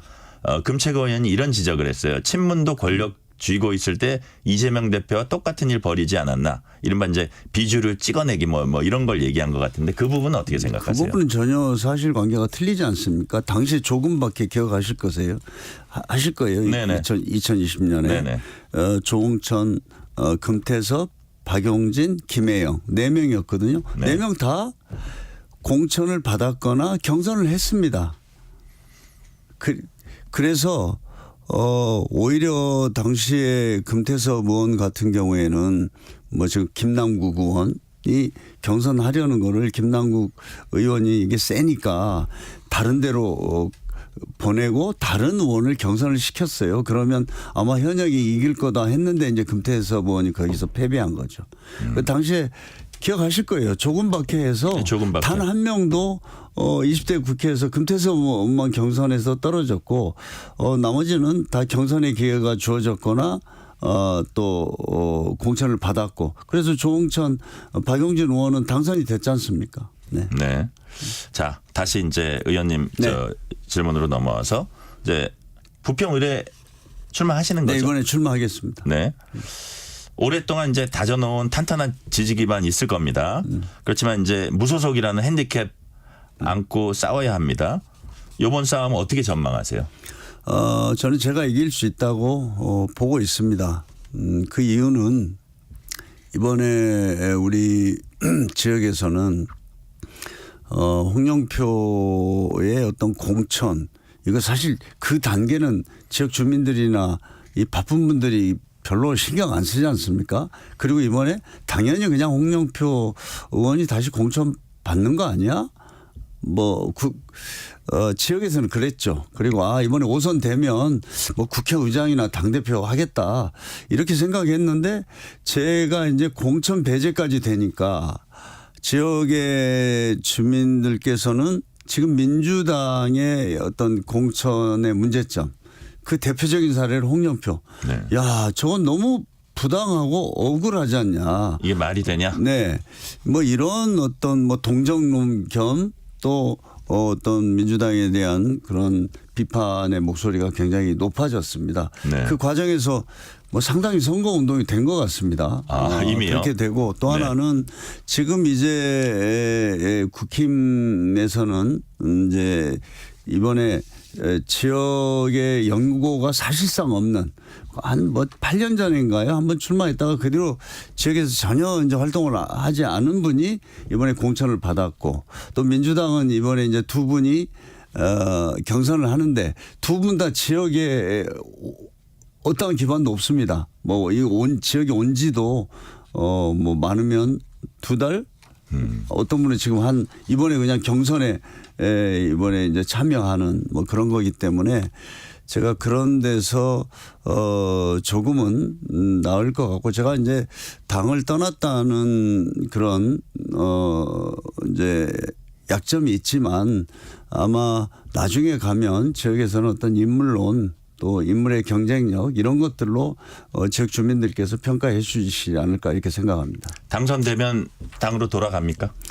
제가 어제 탈당했는데 그 얘기를 그렇게 얘기하는 것은 안 되죠. 저는 뭐 이번에 나와서 짧은 이제 30일도 안 남았지만 네. 우리 한국 정치가 정말 국민들의 목소리에 귀 기울이고 국민들의 고통을 좀 정말 우리가 함께 껴안고 고민하고 우리 미래를 준비하는 그런 정치가 있어야 된다고 봅니다. 그래서 그런 새로운 정치를 만드는 어떤 작은 씨앗이라도 좀 뿌릴 수 있을까 하는 그런 바람이 있습니다. 네, 민주당이 분위기 반전하려면 어떻게 해야 됩니까? 저는 아마 지금부터라도 정말 총선 승리에 매진을 해야 됩니다. 그러니까 이재명 대표 사당을 만들기 위해서 비선, 밀실 이런 사천을 통한 이런 공천 파동이 더 지속돼서는 아마 안 될 거고요. 근데 뭐 지금 이미 이제 거의 어제까지 해서 한 170, 180개 공천이 끝났을 겁니다. 그러면 이제부터는 뭐 그런 어떤 큰 문제는 없을 텐데 이게 중도층이나 이런 더 많은 국민들에게 다가가는 이런 선거 전략과 이런 것은 생각하지 않는 것 같습니다. 또 하나 남아있는 게 지금 비례 위성정당 만들지 않겠다고 국민들에게 몇 번 약속했던 위성정당을 만들어 놨는데 갑자기 지금 조국신당이 등장했지 않습니까? 또 우리 민주당이 많은 또 전통적인 그 민주당의 전통적인 당원들 같은 경우에는 지금 비례정당의 어떤 진보당 이런 데하고 연합하고 이것에 대해서 굉장히 또 부정적으로 또 생각하는 분들도 많은 것 같더라고요. 네네. 지역에서 이야기해 보면. 그래서 이 비례정당을 둘러싼 논쟁 이것도 아마 이게 잘 풀 수 있을지 저는 뭐 그런 것들이 좀 염려가 됩니다. 뭐 그건 이제 제가 민주당을 떠났기 때문에 이재명 대표와 민주당의 이제 남은 분들이 이제 결정해야 될 문제죠. 네, 오늘은 여기까지 듣겠습니다. 홍영표 무소속 의원이었습니다. 감사합니다. 네.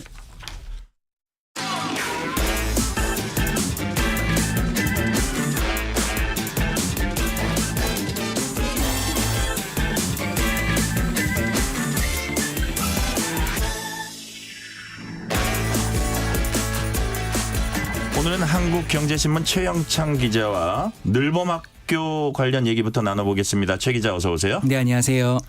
올해부터 초등학교 현장에서 바뀐 것 중 하나가 방과 후 돌봄 프로그램인 늘봄학교입니다. 네. 개학 첫 주 학교 현장에서 제도가 어떻게 시행되고 있나요? 지난 이제 4일부터죠. 전국 2,741개 초등학교 1학년을 대상으로 지금 늘봄학교 시행 들어갔습니다. 네. 근데 아직 완전히 정착한 것 같진 않아요. 그러니까 왜냐면은 지금 이 늘봄학교라는 게 어쨌든 맞벌이 부부 등을 위해서 이제 학교가 오전 7시부터 오후 8시까지 이제 돌봄과 교육을 담당하는 제도인데요. 그러니까 누구나 원하면은 무료로 이제 방과 후 프로그램에 참여할 수 있고 저녁 식사도 제공되는 겁니다. 근데 이제 어제 사실 그 전국 교직원 노동조합이 실태조사 중간 결과를 이제 발표를 했는데 지금 이제 하루 만에 80여 건의 파행 사례가 접수됐다 이렇게 주장을 했습니다. 네. 대표적인 사례가 몇 가지 나왔는데요.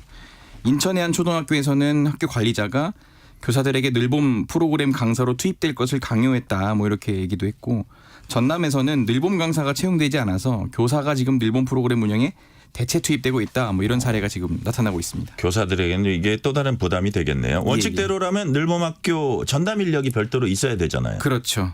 지금 그래야 되는데 물론 이제 전수조사 결과가 아닙니다만은 그 접수된 대로라면 응답자의 55.2%가 늘봄 프로그램 운영에 지금 교사가 투입되고 있다는 거예요. 그러니까 일반 그 초등학교 교사입니다. 늘봄 행정 업무에도 지금 교원이 투입되고 있다 이런 응답이 64.4%에 달했습니다. 전국적으로 아무래도 인력난이다 보니까 또 지금 늘봄학교 이제 모집을 합니다라고 했을 때 또 이제 교원들이 중복 합격이 되는 경우가 많대요. 이러다 보면 또 학교 간에 좀 마찰이 생기기도 하고요. 그런 상황에서 이제 어쨌든 현장에서는 이제 시행이 됐다 보니까 일반 교사나 이런 교원들이 투입이 되는 상황인데 네. 한 교사가 이렇게 얘기를 했다고 합니다. 교사가 원해서 프로그램 강사로 투입된 것이 아니라 아이들이 방치될 것을 우려해 대체 투입된 것이다 이렇게 얘기했고요. 이게 결국은 인력 문제에 대해서 완전히 해결하지 못한 채 출발을 하다 보니까 다소 초반에 시행착오를 겪는 것 같습니다. 또 공간 문제도 제기가 됐는데요. 공간 부족으로 1학년 담임, 전담 교사가 이제 교실을 비워줘야 하는데 이분들이 이제 또 다른 행정 업무든 뭘 해야 되는데 별도의 업무 공간이 지금 마련되지 않은 거예요. 이 때문에 지금 정교조 측에서도 파행 사례로 규정해서 법적 조치 등 모든 수단을 동원해 대응하겠다 이렇게 강하게 나오고 있습니다. 네. 윤석열 대통령도 회의 주재하면서 늘봄학교 관련 발언을 했다고 합니다. 어떤 내용이었습니까? 예. 늘봄학교는 이제 아무리 힘들어도 되돌리거나 후퇴할 수 없는 국가적 과제다 이렇게 강조했습니다. 무조건 성공할 수 있도록 만들어내야 한다 이렇게 말했는데요. 그러면서 이제 얘기합니다. 또 공무원 사회가 이제 칸막이 행정이 늘 문제가 지적됐는데 네. 모든 부처가 나서서 내 일이라는 생각으로 협력하라 이렇게 또 주문을 했습니다. 자치단체들과 시도교육청에서도 모든 자원을 총동원해서 세심하게 지원해달라고 당부했는데요. 그러면서 학부모들을 향해서도 좀 부탁 말씀을 전했어요. 일일 특강과 같은 이런 재능 기부 같은 것도 좀 적극적으로 참여해달라 또 그랬고요. 그러니까 지금 대통령께서 요즘 아이들과 함께 하려고 틈을 내서 야구, 농구 연습을 하고 있다는 거예요. 어쨌든 그런 얘기도 있었고 선생님들한테도 늘봄학교 준비해 주시고 계신 거 아니까 교육 프로그램 발굴에 좀 관심을 갖고 아이디어를 많이 내달라 이렇게 당부를 했습니다. 네. 이번엔 다른 소식. 세계 스포츠계 큰 손으로 떠오른 사우디아라비아의 프로야구 야구단이 생긴다고요? 그렇습니다. 이제 로이터 통신에 나온 보도인데요. 중동 남아시아 프로야구 리그에 이제 베이스볼 유나이티드라고 있어요. 이 리그가 사우디 야구 소프트볼 연맹과 함께 이 사우디의 프로야구 구단 3개 구단을 창설하는 내용의 합의서에 서명을 했다는 겁니다. 이 합의에 따라서 지금 사우디 3대 도시에 리야드, 제다, 담만 여기 이제 프로야구 팀이 이제 만들어지고요. 사우디 안에서 리그 경기를 개최할 권리까지 확보를 했습니다. 이 베이스볼 유나이티드가 이제 또 사우디의 자회사를 만들어서 아마추어, 프로 선수 그리고 코치, 심판 훈련 프로그램까지 마련하면서 지금 사우디 야구 육성을 위해 힘을 합하기로 했습니다. 네. 중동에서 야구는 상당히 낯선데 베이스볼 유나이티드 언제 결성이 된 건가요? 이게 사실 작년 7월에 만들어진 건데요. 네. 중동 남아시아를 겨냥한 야구 리그입니다. 이제 인도계 사업가인 캐시 샤이크가 만들었고요. 사실 인도, 파키스탄 이런 쪽은 크리켓이 인기가 많은데 이거를 한번 야구로까지 번지게 해보자 이런 야심찬 계획으로 시작을 했습니다. 여기에 중동에 이제 오일 자본이 합세를 했고요. 거기에다가 이제 메이저리그 전설인 마리아노 리베라, 베리 라킨, 펠릭스 에르난데스 이런 분들이 이제 힘을 합쳤고요. 네. 이렇게 해서 이제 아랍에미리트의 2개 팀, 인도의 1개 팀, 파키스탄의 1개 팀이 꾸려졌고 여기에다가 이번에 이제 사우디 3개 팀이 합류를 하는 겁니다. 작년 11월에 올스타전 형식으로 쇼케이스 2경기 이미 진행을 했고요. 하나 희한한 규정이 있습니다. 특정한 타석을 골드볼 혹은 머니볼로 지정을 하는데요. 이때 이제 얻은 점수가 2배가 계산이 되는데 5회에 이제 3점 홈런이 나왔는데요. 이게 네. 이제 일명 골드볼 타석이었어서 사상 첫 6점 홈런이 나왔습니다. 사우디는 최근 세계 축구 슈퍼스타들 끌어모으는 것을 이제 주목받고 있고 또 축구 야구 외에도 골프까지 이제 손을 뻗고 있죠. 그렇죠. 지금 호날두, 네이마르 이런 이름만 들어도 이제 걸출하는 슈퍼스타들이 다 사우디 리그에 뛰고 있고. 근데 야구라고 이제 그러지 말라는 법이 없잖아요. 어쨌든 네. 이런 선수들까지 지금은 현재는 이제 메이저리그 출신 이제 은퇴에 앞둔 선수들이 나오고 있는데 이제 이렇게 오일머니가 들어가면은 앞으로 슈퍼스타급들 계속 올 수 있을지 한번 지켜봐야 할 것 같습니다. 오일머니 파워를 한번 지켜봐야겠습니다. 오늘은 여기까지 듣겠습니다. 최형창 기자였습니다. 감사합니다. 고맙습니다. 전종철의 전격시사 2부를 여기서 마치고 3부가 이어집니다.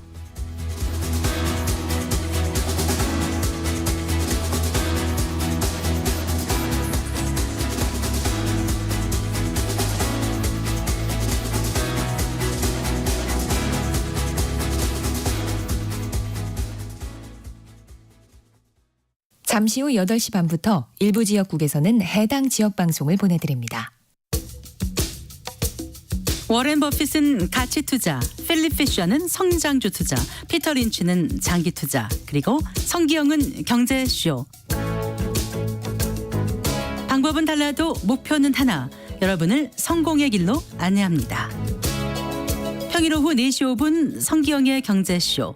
주말 오후 5시 5분 정보를 업그레이드한 성기영의 경제쇼 플러스. 일주일 내내 함께 하십시오.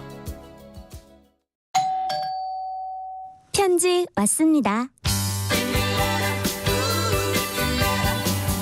퇴근길 지친 당신에게 힘이 되는 뉴스를 전해드립니다. 매일 저녁 당신과 함께 읽는 세상 이야기. KBS 1라디오 뉴스레터 K. 지금 시각은 8시 30분입니다. KBS.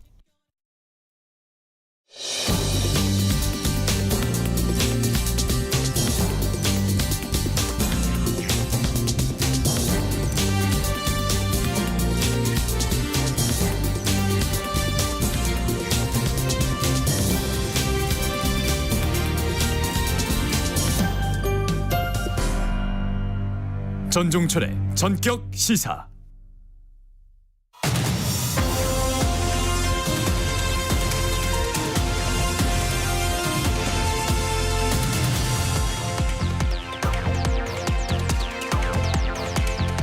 전종철의 전격 시사에서 매주 목요일 마련한 코너 성큼성큼 경제 다가서는 진격의 경제 시간입니다. 오늘은 최근 급등세를 보이고 있는 비트코인 가상자산 시장부터 짚어보겠습니다. 김영익 서강대 경제대학원 겸임교수 나와 계십니다. 교수님 안녕하세요. 네, 안녕하십니까. 2주 전에 나오셨을 때도 비트코인 상승세에 대해서 이제 말씀을 하셨었거든요. 네. 그 사이에 더 올랐어요. 지금은 조정을 받고 있긴 한데 원화 기준으로 1억 원 턱 밑까지 이제 올라왔습니다. 예. 역시 상승 동력은 미국 증시에 상장된 비트코인 현물 ETF라고 봐야 되나요? 예, 그게 가장 중요한 요인 같습니다. 예, 공식적으로 그 ETF 상장이 되고요. 네. 예, 투자 수단을 인정해버린 겁니다. 그래서 수요가 늘어났는데요. 예, 그런데 이제 공급은 줄어들 것이다. 예, 비트코인 반감기라고 이런 용어가 있거든요. 반감기. 예, 예, 줄어드는 거죠. 예, 4년마다 이게 생산을 줄이고 있어요. 절반으로 채굴량을. 예, 그러니까 올해가 또 채굴량이 줄어드는 해거든요. 4월 5일이라고 추정이 되는데요. 그런데 공급은 앞으로 줄어들 것이다. 그러나 수요는 늘어나 버렸기 때문에 이렇게 비트코인 가격이 최근에 많이 오른 겁니다. 투자 수단 공식 인정이라 이거죠. 시장 관심은 정말 비트코인이 1억 원을 돌파할까? 그리고 돌파한다면 과연 얼마까지 올라갈 것인가 이거거든요. 1억 원 돌파는 어떻게 보세요? 네, 저는 돌파하리라고 보는데요. 네. 그런데 시장 견해가 다양한 것 같습니다. 뭐 어떤 분들은 계속 더 올라간다. 그런데 어떤 분들은 또 단기에 한 40% 급락할 수가 있다. 아, 그래요? 예, 이런 전망도 같이 지금 나오고 있습니다. 급락한다는 그 근거가 뭐죠? 예를 들어서. 너무 많이 올랐다는 것이죠. 최근에. 이미 예. 그리고 조정을 하는데 조정을 세게 조정이 들어간다 이런 얘기인가요? 예. 오르다가 또 그제는 하루에가 14% 하락한 적도 있거든요. 이렇게 변동성이 심하다 보니까 이게 예측하기는 상당히 어려운 상황인데요. 예, 그래서 이걸 투자하는 사람들, 전문가들 견해가 지금 굉장히 큰 것 같습니다. 예, 그러나 어떻든 저는 아직도 상승 추세가 좀 더 이어질 것이다. 예, 그렇게 내다보고 있습니다. 상승 추세가 이어질 것이다. 예. 주식의 경우는 적정 가치 평가하는 다양한 기준이 있지 않습니까? 요즘 주목받고 있는 PBR. 주가 순 자산 비율도 그런 지표 중 하나고요. 뭐니 해도 실적 영업이 이제 중요하다고 할 수 있는데요. 그런데 비트코인 같은 가상 자산은 적정 가치를 어떻게 평가를 할 수 있나요? 적정 가치 계산하는 방법이 없다고 보시는 게 좋을 것 같습니다. 예. 그래서 그만큼 가격 예측이 어려운데요. 말씀하신 것처럼 뭐 주식은 PBR, 뭐 PER 이런 거 가지고 평가를 하고요. 예를 들어서 뭐 개별 주식도 올해가 영업이익을 얼마나 낼 것이니까 적정 주가가 얼마다 이렇게 적정 주가를 계산할 수가 있어요. 예, 그런데 이 가상화폐 이거는 적정 주가를 계산하는 방법이 거의 없는 것 같습니다. 예, 그래서 가격 변동이 심할 수밖에 없고요. 예, 그래서 이거는 그 당시 수요 공급에 따라 가지고 예, 가격이 결정되고 또 적정 가격이 없기 때문에 가격 변동이 좀 클 수밖에 없는 것 같습니다. 네네, 그렇군요. 자, 교수님께서는 비트코인 투자 나쁘지 않다고 말씀하시면서 그 근거로 달러 인덱스하고 미국 금리 말씀하셨습니다. 예. 먼저 달러부터 보면 아직까지는 달러 강세가 이제 이어지고 예. 있어요. 그렇지만 장기적으로는 달러가 다시 약세로 돌아설 가능성이 이제 크다고 이제 관측들을 하고 있고요. 예, 예. 이렇게 되면 상대적으로 비트코인은 상승하게 될 것이다는 이제 설명들을 주로 예. 하잖아요. 예, 예. 그렇다면 비트코인뿐만 아니라 금이나 원유 같은 실물 자산도 유망하다고 봐야 되나요? 예, 그렇죠. 예, 비트코인 가격 결정하는 게 달러 지수가 하락하면 비트코인 가격이 하락했는데요. 네네. 금 가격도 마찬가지예요. 예, 금 가격 결정 요인 보니까 달러 가치가 하락하거나 미국 금리가 떨어지거나 네. 물가가 오르면은 금 가격이 올랐거든요. 예, 그런데 장기적으로는 달러 가치가 하락할 가능성이 높다는 겁니다. 왜냐하면은 미국 대내 부채, 대부채가 너무 많고요. 예, 그다음에 전 세계 그 중앙은행들이 달러 보유 비중을 많이 줄이고 있어요. 특히 그 중국이 많이 줄이고 있거든요. 네. 예, 그리고 미국 경제가 좋지만은 세계 GDP에서 미국 비중이 축소되고 있어요. 예를 들어 세계 평균 성장률이 한 3% 정도 되는데요. 미국은 한 2% 정도 되거든요. 그래서 미국 비중이 앞으로 축소될 것이다. 예, 그래서 그 달러 가치가 하락할 것이다. 예, 그러면은 비트코인 가격도 오르고 금 가격도 오르고 원유, 뭐 실물 자산 가격이 오른다는 것이죠. 예, 그래서 저는 비트코인, 금 일부는 투자해도 된다고 생각하는데요. 예, 그런데 달러 가치가 떨어지면 금 가격이 오를 수가 있지만은 예, 금이라는 거는 알을 낳지 않은 암탉이다 이런 이야기가 있어요. 우리가 채권 사면은 이자가 나오죠. 네. 주식 사면 배당이 나오는 거예요. 근데 금은 이자도 배당도 없습니다. 예, 그래서 알을 낳지 않은 암탉이다 그러는데요. 이런 의미에서 뭐 오르더라도 많이 투자할 필요는 없는 것 같습니다. 예, 그래서 뭐 제가 지난주에도 말씀드렸습니다만 투자 자산의 한 10% 안팎 이 정도는 투자하셔도 괜찮을 것 같습니다. 많이는 투자할 필요가 없다는 것입니다. 근데 보기에 따라서는 금리 하락기에 투자할 바에 차라리 미국 국채나 미국 국채 ETF 투자하는 것이 더 좋지 않겠느냐는 생각도 들 수 있어요. 이 부분은 어떻게 보세요? 훨씬 더 안정적이죠. 아, 그렇습니까? 네, 그리고 앞으로 금리가 떨어질 가능성이 높으니까 국채 투자하셔야 됩니다. 어제도 그 파월 연준 의장이 하원에서 뭐 청문회를 했었거든요. 그래서 올해 금리를 인하하겠다. 네. 네, 그런데 물가를 좀 더 지켜보겠다. 올해 금리 인하하겠다는 거죠. 네. 네, 금리를 인하하면은 또 지금 미 10년 국채 수익률이 4.1%입니다. 올해라는 말을 했어요. 파월이 예, 그죠? 예. 예, 그러면은 앞으로도 금리 떨어질 것이라는 거죠. 금리가 떨어지면은 채권 가격은 올라가게 돼요. 예, 이런 의미에서 저는 국채 투자 하시는 게 좋다고 생각하는데요. 예, 그런데 문제는 우리 국채를 살 것인가 미국 국채를 살 것인가. 어떤 거를 더 선호하십니까? 예, 지금 교수님. 저는 우리 국채가 더 낫다고 생각하고 있어요. 왜냐하면 미 국채를 사면은 또 환율이라는 요소를 고려해야 됩니다. 물론 달러가 강세되면요 미 국채 사는 게 더 좋죠. 예, 그런데 달러 가치가 하락하면은 미 국채에서 이익을 보더라도 한 차선을 보게 되거든요. 그런데 우리 국채 사면요. 뭐 환율 걱정할 필요는 없습니다. 그런데 물론 지금 미국의 10년 국채 수익률이 4.1%고 우리는 3.4%예요. 네네. 우리가 지금 더 낮습니다. 네. 네, 그런데 뭐 멀리 내다보면은 우리 물가 상승률, 우리 경제 성장률이 지금 미국보다도 낮아지고 있거든요. 이런 의미에서 저는 국채 사시기는 사셔야 되는데 뭐 비율을 조정한다면은 우리 국채 한 7, 미국 국채 3. 뭐 7대 3 정도로 이 정도 좀 나눠서 사시는 게 좋을 것 같습니다. 예. 네네. 2월 수출입 동향 이제 발표됐는데 무역 수지가 9개월 연속 흑자를 기록했습니다. 특히 눈에 띄는 부분이 대중 수출이었는데 지난달 2월에 17개월 만에 흑자를 기록했어요. 예. 흑자를 기록한 원인이 뭔가요? 예, 17개월 만에 대중 무역 흑자가 2월에 2억 4천만 달러 났거든요. 예, 그런데 주로 반도체 때문이에요. 반도체군요. 예, 우리 반도체 수출 중 절반 이상이 중국, 홍콩으로 갑니다. 예, 그동안 반도체가 정말 중국, 홍콩 때문에 안 좋았었어요. 그런데 우리 반도체 수출 비중이 한때 18% 뭐 20% 근처까지 갔거든요. 그런데 작년에 많이 떨어졌는데 중국으로 지금 반도체 수출이 증가하고 있습니다. 네. 예, 그래서 중국으로 무역 흑자가 난 거죠. 2월 반도체 수출을 보니까 1년 전보다 67% 이제 증가했다는 그 통계가 있더라고요. 예. 근데 이제 물량만 늘어난 게 아니라 가격도 오름세라는 이제 보도를 제가 봤어요. 이른바 반도체 슈퍼 사이클이 시작됐다. 이렇게 봐도 됩니까? 슈퍼사이클까지는 제가 그 정도는 아니라고 생각하는데요. 근데 어떻든 회복 국면에 접어들었다. 근데 반도체 수출 증가 보니까 서버가 증가하고 모바일, 뭐 PC 이런 것들이 제 수요가 늘어나면서 증가하고 있거든요. 네네. 그리고 여기다가 우리가 주로 수출하는 디램 가격 이게 작년 10월을 저점으로 지금까지 꾸준히 올라가고 있어요. 세계 수요가 증가하니까 양도 증가하고 가격도 증가하니까 반도체 수출이 2월에 67%나 증가했습니다.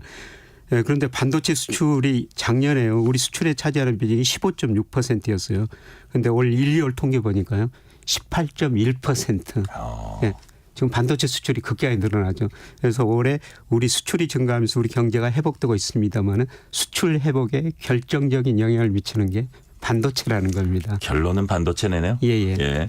반도체 업황 개선되고 있는데 우리 증시 반도체 투톱인 삼성전자, 하이닉스 주가 조금 온도차가 있습니다. 이거 개미들이 아주 귀를 쫑긋해야 될 질문인데 하이닉스는 신고가 새로 쓰고 있는데 삼성전자 한때 10만 전자에 이제 도전했던 적도 있는데 아직 투자자 기대에 못 미치고 있는 것 같습니다. 이유가 뭘까요?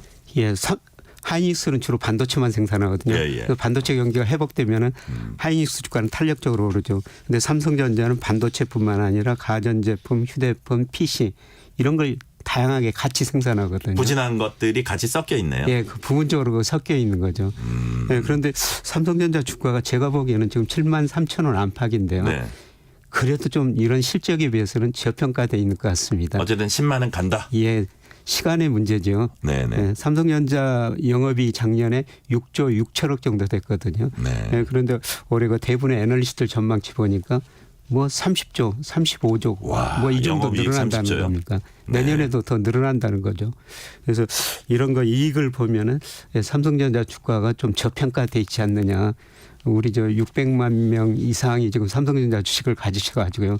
최근에 또 하이닉스를 많이 오르는데 삼성전자 안 올라가지고 좀 불만이 많으실 것 같습니다. 좀 기다리시면은 삼성전자도 오르리라 보고 있습니다. 국민 기업인 것만은 분명한 것 같습니다. 그렇습니다.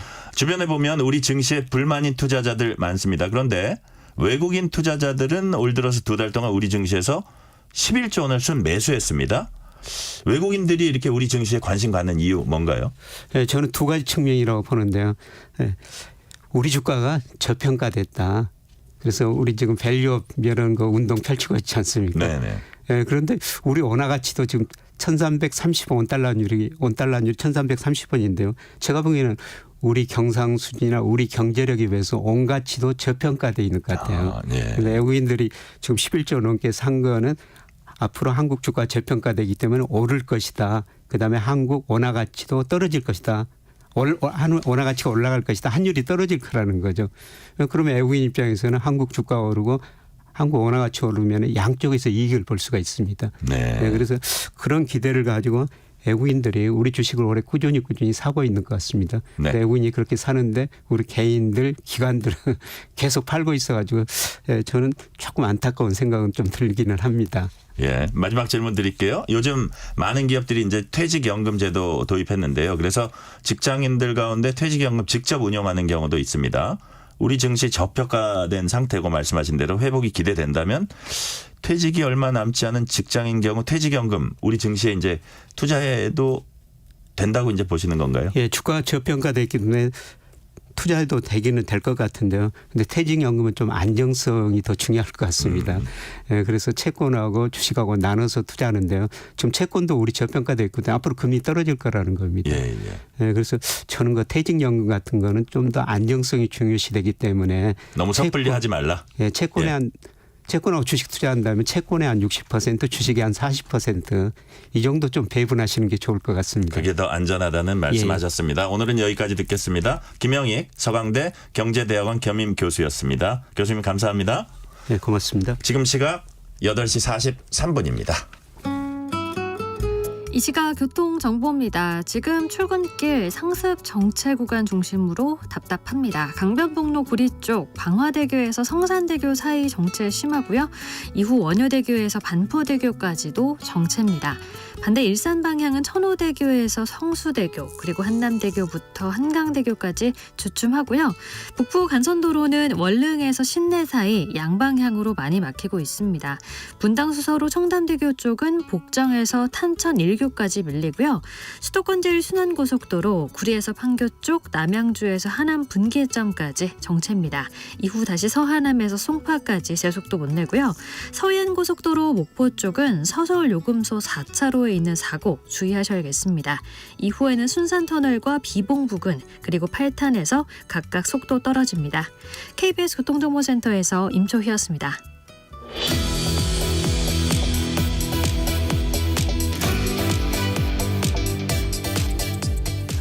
의대 정원 증원에 반대하며 집단행동을 주도한 혐의로 고발된 대한의사협회 전현직 관계자들에 대해 경찰이 소환조사에 들어갔습니다. 미복귀 전공이 7천여 명에 대한 면허정지 행정처분 절차도 시작되는데요.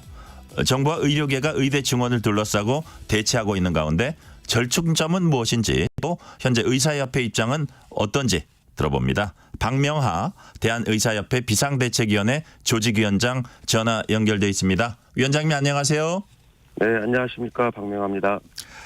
어제 윤석열 대통령이 전공의 등의 집단 행동에 대해서 자유주의와 법치주의 근간을 흔드는 것이라며 국민의 생명을 볼모로 하는 불법 집단 행동에는 법과 원칙에 따라 엄중히 대응할 수밖에 없다고 밝혔습니다. 관련해서 의사협회에서 따로 입장 내신 것 있습니까?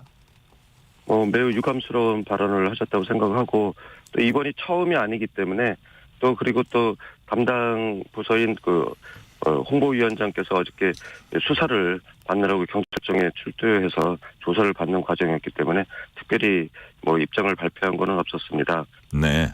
주수호 의협 비대위 언론홍보위원장 말씀하신 대로 이제 한 10시간 이상 소환조사 받았고요. 경찰은 전공의 집단사직 공모했다는 의혹받고 있는 의협 전현직 간부 줄줄이 소환 조사할 예정으로 이제 전해지고 있습니다. 일단 이 부분에 대한 의협 입장 간단히 말씀하시면 무엇입니까? 예. 좀 저도 받고 있는 혐의 내용이 업무 방해 그리고 의료법 위반에 대한 교사, 공모 네. 그런 내용입니다. 그렇지만은 지금 정부의 잘못된 의대 정원뿐만 아니라 잘못된 정책에 대해서 개별 전공의들이 또 학생도 포함해서요 자발적으로 자유의사에 의해서 개인적으로 저항운동을 하고 있는 것이라고 생각을 하고 있어서 절대 교사라고 생각하지 않고 있다는 말씀 드리고 비대위 관련해서 저도 조직위원장으로 있습니다마는 자발적인 그런 저항운동이 이미 시작된 이후에 비대위가 구성돼서 활동을 하고 있는 상황이기 때문에 시점도 전혀 맞지 않다 그렇게 말씀드리겠습니다. 정부가 미복귀 전공의들에 대해서 최소 3개월 면허 정지 처분에 이제 그 절차에 들어갔고요. 이후에 형사 고발까지 할 것으로 예상이 되는데 전공의들은 이걸 지금 어떻게 받아들이고 있습니까? 예, 선배로서 매우 안타깝고 슬픔과 분노를 금할 수 없습니다. 의료계 전체가 분노를 넘어서서 집단적으로 우울증 상태에 빠져 있다고 말씀드릴 텐데요. 어제도 저희가 서울시 의사회에서 학생 전공의 대표와 함께 각 수련병원장 또 의과대학장 또 각각 개원이 또 구의사회장님들하고 저희가 긴급 회의를 했습니다. 네. 그런 과정에서 봤을 때에도 전공의들은 정의롭고 또 개별적 자발적으로 저항운동을 하고 있기 때문에 굉장히 좀 현 상황에 대해서 정부가 어떤 압박을 하더라도 굳건하게 좀 꺾이지 않는 마음으로 저항운동을 하고 있다 이렇게 말씀드리겠고요. 저희 비대위 집행부 포함한 전현직 임원들에 대해서는 정부가 이런 저항운동을 막기 위해서 조기에 차단하기 위해서 너무 급박하게 면허 정지, 고발, 또 압수수색, 또 수사까지 또 출석까지 요구하고 있는 그런 사항이긴 합니다만은 7천여 명이 넘는 전공의들에 대해서 면허 정지를 하겠다 하는 정부의 그런 안이한 생각이 굉장히 좀 유감스럽게 생각을 하고 걱정이 많은 상황입니다. 의대 교수들도 이제 집단 행동에 나설 조짐을 보이고 있어요. 상황이 어떻습니까? 네, 말씀하신 대로 제자기도 하고 후배기도 한 학생과 의대생과 이제 전공의들 젊은 의사들이 어떤 피해를 입는다면은 좌시하지 않겠다는 여러 번의 성명을 통한 선언을 하셨던 상황이고요. 엊그저께 이제 3월 4일에 각 대학 본부 측에서 의과대학 있는 대학 본부 측에서 교육부에서 이제 수요 조사를 하지 않았습니까? 네. 그런 과정에서 교수님들 또 의과 대학장님들의 의견이 전혀 반영되지를 못했고 그렇기 때문에 현 상황에 대해서 뭐 삭발식을 거행한 의대 학장님도 계셨고 또 사직서를 내시고 또 보직 교수들께서 전부 다 이제 보직 사임을 하기도 하고 해서 굉장히 이 사태가 전공의들이 어떤 피해를 입거나 정부가 계속 그렇게 고집을 부리고 있는 상황이 지속된다면은 지금 현재 전임의 선생님들이 많은 분들이 나와 있는 상태고 교수님들도 이어서 현장을 떠나지 않을까 그런 우려되는 상황입니다. 이런 질문 많이 받으실 것 같아요. 의료 공백으로 인해서 중환자들 불안감이 크고 또 의료 현장 지키고 있는 의료진들도 사실 한계 상황이기 때문에 의료인들이 환자 곁 지키면서 정부 정책 비판하고 관련 주장하면 안 될까라고 하는 분들도 있습니다. 이 부분은 어떻게 생각하세요? 정부와 대통령께서도 늘상 말씀하시는 게 국민의 건강과 생명을 담보로 해서 볼모로 해서 저희 의료계가 집단 행동한다 이렇게 말씀하시고 있습니다만은 이런 잘못된 정책에 대해서 저희가 암만 올바른 목소리를 냈지만 전혀 반영이 되지 않은 상황이고 오히려 국민의 생명과 건강을 볼모로 해서 무리하게 의료계를 압박하고 국민들한테 여론을 호도하고 있는 건 정부 대통령이라고 생각을 합니다. 네. 저희는 어쨌든 의사로서 직업 윤리 의식이 있습니다. 환자의 건강과 생명을 지켜야 된다는 그런 생각을 당연히 하고 있습니다. 그런데 이번에 무리하게 포퓰리즘식으로 4월 총선을 앞두고서 2,000명이라고 과도하게 의대 정원 증원을 발표한 거에 대해서는 교육계, 산업계, 이공학계 교육 이런 여러 가지 문제점에 대해서도 국민 여론은 돌아서고 있다고 생각을 하는데 과잉 배출된 의사는 엄청난 사회적인 문제, 국가적인 재앙이 된다고 생각하기 때문에 저희가 저항을 하고 있는 것이고요. 저희가 딴 방법이 없습니다.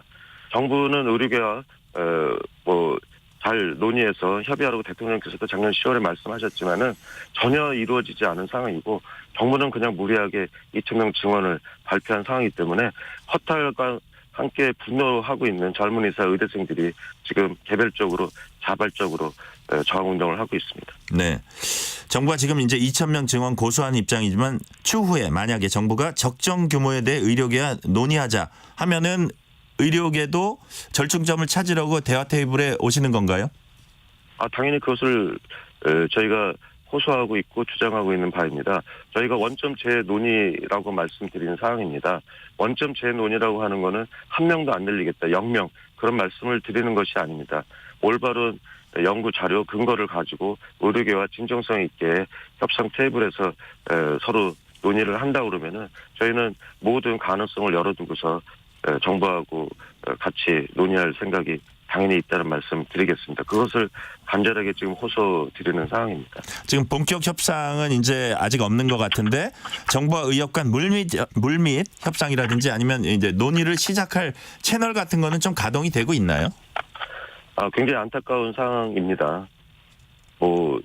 대통령께서 2,000명에서는 그것도 부족하고 절대 물러서지 않겠다. 그러면서 우리 의료계 젊은 의사 학생들의 저항운동에 대해서 불법 집단 행동이라고 말씀하신 상황에서는 보건복지부라든지 여러 채널들이 가동하기가 굉장히 좀 어려운 상황이라고 보여지고 있고요. 제가 비대위 조직위원장으로서 단언해서 말씀드리건데 네. 정부에서 어떤 그런 제안이 오지도 않았습니다. 안타깝게 생각하고 정부는 진정성 있게 대화에 응해 주시길 바라겠습니다. 의대 증원이 의사수 절대 부족 문제를 해결할 수 있는 최선 방안이 아니라고 생각한다면 의대 증원 외에 의료 접근성과 의료 질 높일 수 있는 대안이 뭔가요? 지금도 우리나라 의료는 세계 최고라고 자랑해오지 않았고 국민들도 실감하고 있다고 저는 생각을 합니다. 우리나라 같은 의료 접근성 없고 우리나라 같은 의료 수준 세계적으로도 자랑할 만하지 않겠습니까? 그것을 갖다가 낙수 효과를 봐서 의대 정원 증원을 통해서 필수 의료, 지역 의료로 그걸 갖다가 내보내겠다고 한 것은 증원을 갖다가 원천적으로 이제 찬성하시는 전문가들께서도 낙수 효과로서 그것을 그렇게 갈 것이라고는 생각하지 않는다고 여러 차례 말씀을 하신 사항이라고 말씀드리겠고요. 정부가 KDI, 보사연 또 서울대 연구자료를 근거로 해서 2,000명 말씀을 하셨습니다마는 그것도 역시 해당 연구자들께서 시스템을 개선하는 게 우선이지 지금 의대 정원이 시급한 것이 아니다. 그리고 그것도 점진적으로 5% 정도, 그러니까 현재 3,000명대에서 5%면 150여 명입니다. 네네. 점진적으로 늘려야지 후유증이 없다. 그런 말씀을 하신 상황이고 정부가 28번째 의료연합 협의체에서 충분히 협의했다고 했지만 그것도 얼마 전에 회의록이 공개되면서 기사에도 났습니다. 전혀 사실이 아니고 거짓이라는 게 밝혀졌습니다. 네. 마지막으로 질문 드릴게요. 미복귀 전공의들에 대한 면허 정지 행정처분이 시작되면 의료 공백 사태 장기화될 거라는 우려도 나옵니다. 이런 상황에서 정부가 의료계 어떤 소통과 협의를 하기를 원하시는지 조금 요약해서 짧게 말씀해 주세요. 예. 정부가 무리하게 7,000명이 넘는 전공의들에게서 면허 정지 행정처분을 강행하겠다고 말씀하시는 상황이라서 지금 각 의과대학 학장님 포함 보직 교수들은 탁발식과 함께 보직 사퇴서를 내고 또 많은 교수님께서 아예 병원을 나오겠다고 하신 상황입니다. 피해를 입는 전공의들이 생긴다 그러면은 지금 중환자 응급실에서 고생하고 계시는 교수님들이 자발적으로 나오실 수밖에 없는 상황이 될 것으로 생각하고요. 원점 재논이라고 한 것은 제가 계속 말씀드립니다마는 한 명도 안 늘리겠다, 빵명이다, 0명이다 그런 얘기 절대 아닙니다. 진정성 있게 협상 테이블에서 저희와 올바른 연구 자료를 가지고 진정 국가와 국민을 위해서 어떤 방식으로 증언을 하더라도 할 것인지에 대해서 논의를 해주시기를 간절히 부탁드리겠습니다. 네, 오늘 여기까지 듣겠습니다. 박명하 대한의사협회 비상대책위원회 조직위원장이었습니다. 감사합니다. 감사합니다.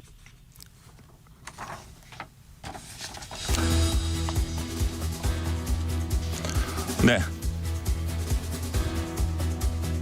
표를 구하기 힘든 인기 가수 공연이나 대형 스포츠 경기에선 거액의 웃돈이 오가는 암표가 횡행한다는 건 공공연한 비밀입니다.